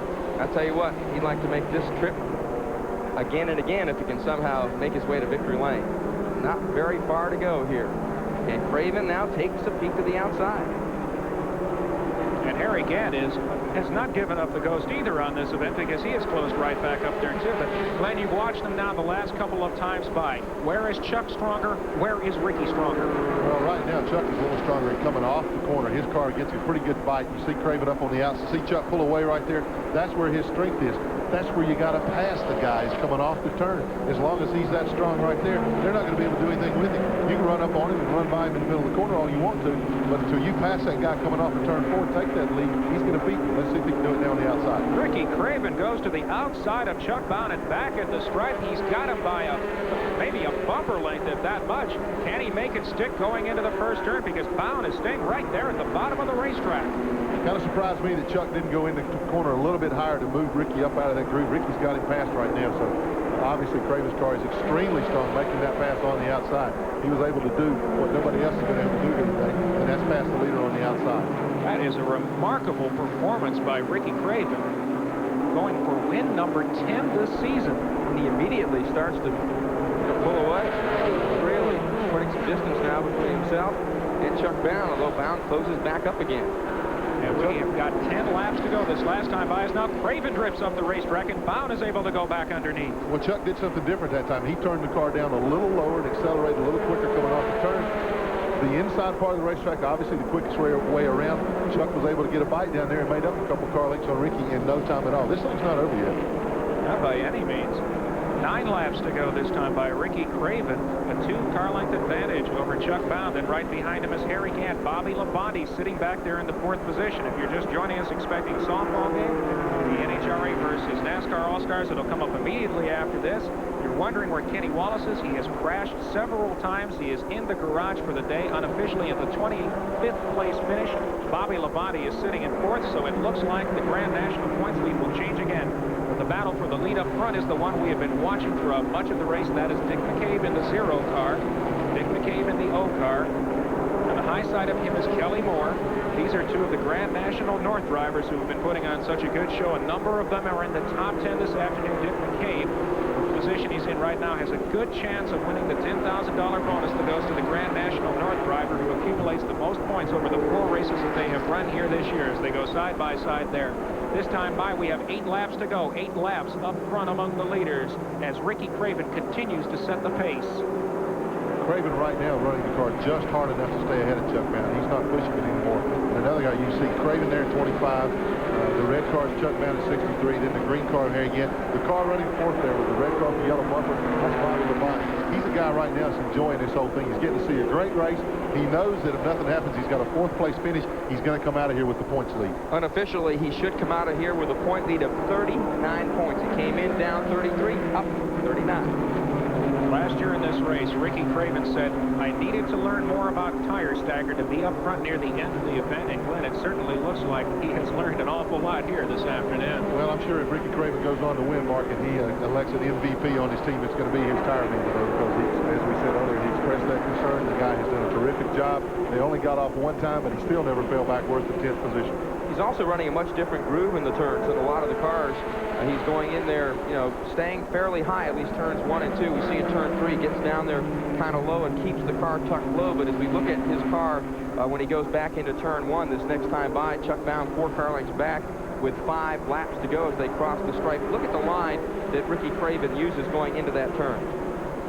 You know, watch Craven, he swings the car out real wide. He doesn't pin it down right to the bottom of the track like Chuck Bound does. That keeps the RPMs on the car up just a little bit, enables him to accelerate off the corner with a little more ease. When you turn the car down low like Chuck does, you got to slow it down a little more, then really stand on the throttle to pull up the speed down the backstretch. And Ricky Craven has no lap traffic in front of him that he will have to negotiate over the next couple of laps here, and that is a significant factor in this event as he is starting to ever so slightly inch away from Chuck Bound, who has done essentially everything he could do to maintain the point, but raced him clean, and that's an important factor here because Chuck Bound has always been considered to be one of the classier drivers in the series.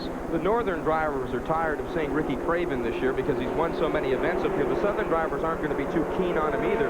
Remember, they went to Oxford, Maine back in the middle of the summer to take on the northern guys. Ricky Craven took the win there and a payday of better than $55,000. He comes back today, and it looks like perhaps he's got this one in his back pocket as well. So 2 out of the 3 times they've run up north here, he's come away the winner. Well, and the bad thing for the southern guys is they're going to see that 25 car one more time because he's going to Martinsville to run in the season's finale also. So they're not through seeing Ricky Craven's back bumper yet either. And Craven claims that this car here today isn't his best car, which he's got ready to go to Martinsville. That's great news. That's a battle for 5th in the Speedway. Butch Miller in the 75, Robert Presley in the 59, and Presley with the little fresher tires is able to take that position. But we are now looking at 3 laps to go. 3 laps to go.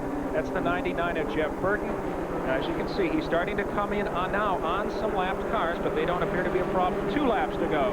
The 1991 Grand National North champion appears headed to his first victory, second victory in a combination event for this season with the Grand National Southern drivers. Whatever that radical suspension that they have in the front of that car, it sure seems to work. And Glenn, you hit that right in the head in our pre-race show. Well, it looks strange, and I did a double take at it, but he told me that it made the car feel better late in the race, and that's when he's come back strong. And as we come to the white flag lap, a battle for second has developed as now Harry Gant is closed right up on Chuck Bound's rear decklet. Harry won't win that 4th straight race, but he hasn't given up second yet. White flag this time by for Ricky Craven heading up into turn 1. And also back in the back, 99 Jeff Burton has just taken over 5th position from Butch Miller, but Butch says, whoa, wait a minute, that's not all of it. I'm going to get back up here and challenge for that position. Last lap shootout. That's the difference between 1st, 2nd, and 3rd is now Harry Gant is trying to go to the high side of Chuck Bound, but Ricky Craven could care less.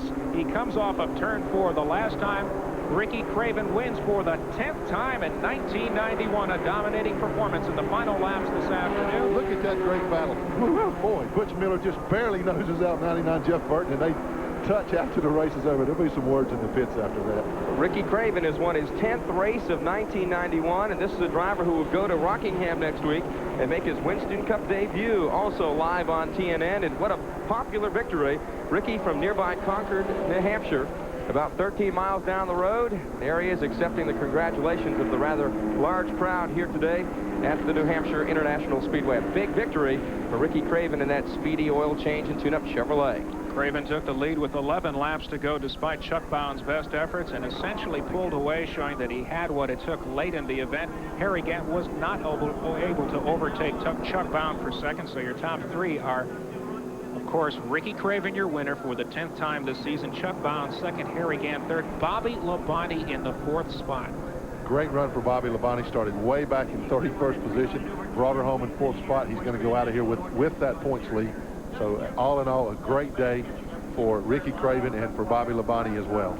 I'm sure a lot of our fans may have heard about Ricky Craven's exploits this year on the NASCAR North Series, but maybe didn't take him quite as serious because he wasn't battling the Southern guys all the time. Well, when he's gone head-to-head with them 3 times this year, he has come out the winner twice. So this obviously is a very hungry, up-and-coming driver. Ricky Craven, 25 years old, seems to have his future all ahead of him.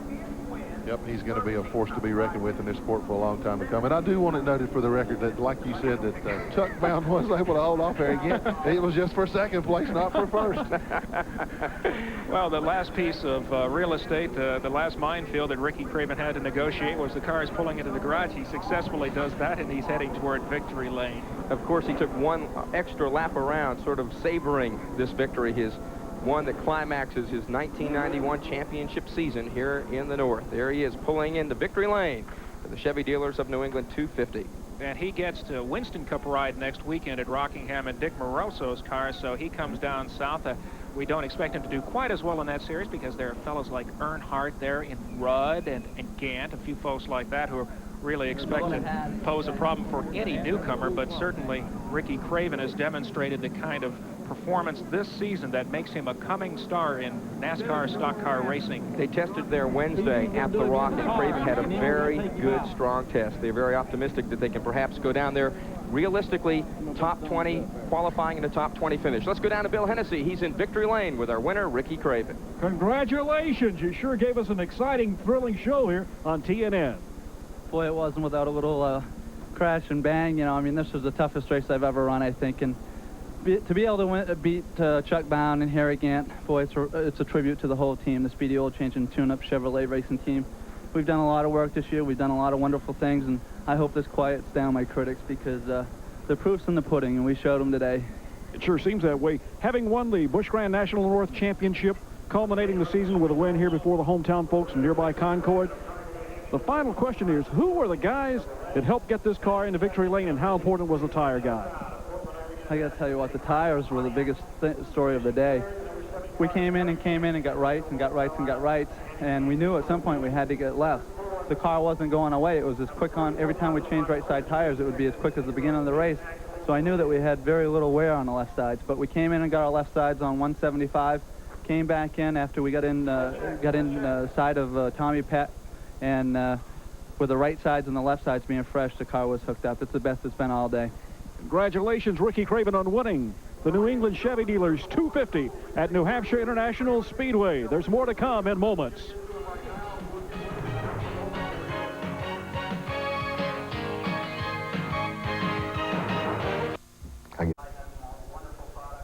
Back at New Hampshire International Speedway, where Ricky Craven has won for the 10th time this season, when he said, silence his critics. The only thing I can think the critics were saying is that he's been winning too much. Let's go back down to victory lane for the Miller Genuine Draft Pit Crew of the Race Award and Bill Hennessy.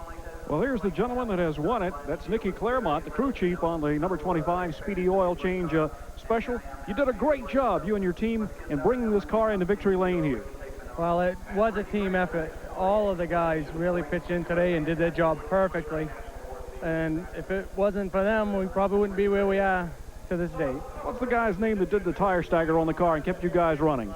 Billy Fay, and he did an unbelievable job today. Unbelievable. Well, on behalf of Miller Genuine Draft, the Nashville Network family, we'd like to present this Pit Crew Award to you for the fine effort that y'all put forth, and congratulations on your victory here. Thank you very much. And this says exactly what it is. It's a crew award because all these guys are great.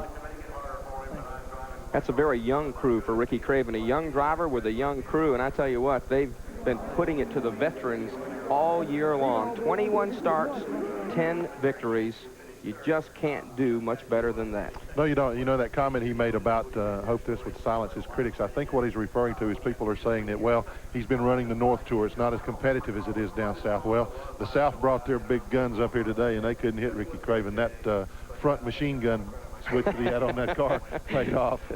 He shot him down in good shape, didn't he? You know, and he clearly indicates that part of the reason that he has run so successfully is because of his sponsorship, because it provided the foundation dollars for them last season to go out and put this program together.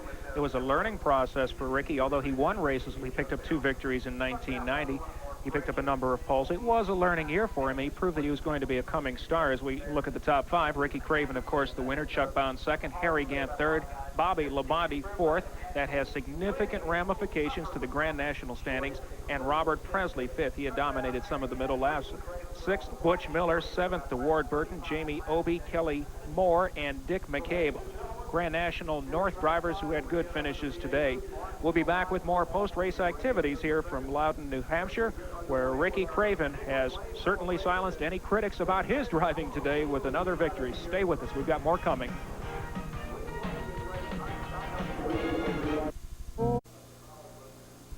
Well, the leaves are at their peak here in New Hampshire, and Ricky Craven was certainly at his peak this afternoon, picking up the victory in Loudon, New Hampshire. This was a race that was slowed 12 times for caution, 2 of those involving Kenny Wallace, who finished 26, and that really jumbles up the points. It certainly does, and it looks like Kenny also might have bumped up his shoulder just a bit, and we'll try to get more word on that before we close out things. But heading for Rockingham and Martinsville, 2 races to go in the Busch Grand National Series season. Bobby Labonte, in that little slap fight we talked about for the championship, came in minus 33. He now comes out plus 42. Well, that's a pretty big turnaround, particularly one day. I didn't expect to see this in today's race because they were so even, stayed so close together on the racetrack throughout the race, and Kenny had that terrible, terrible luck, and we certainly pass along our condolences to him and his crew for the bad luck they had today, and hope that he's okay. I know he'll be back at Rockingham trying to overtake Bobby. Wallace's problems today, typical of what happens to a point leader late in the season. They weren't of his doing. He was an innocent bystander, got collected and mugged down there in turn 2, and that was the root cause of all the rest of his problems.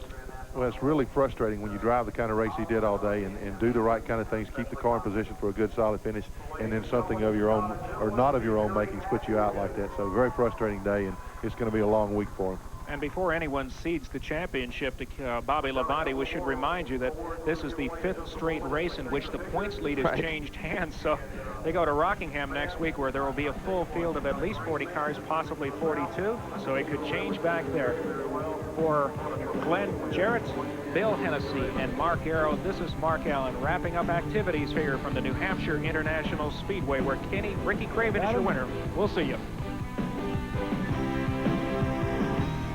Today's coverage of the Chevy Dealers of New England 250 has been brought to you by Haviland Formula 3 Motor Oil. Add more life to your car. By Miller Genuine Draft, cold filtered for real draft taste. So get out of the old, get into the cold. By Eagle One Car Care Products. Eagle One is visual perfection. And by Champion Batteries, when you can't wait to get started.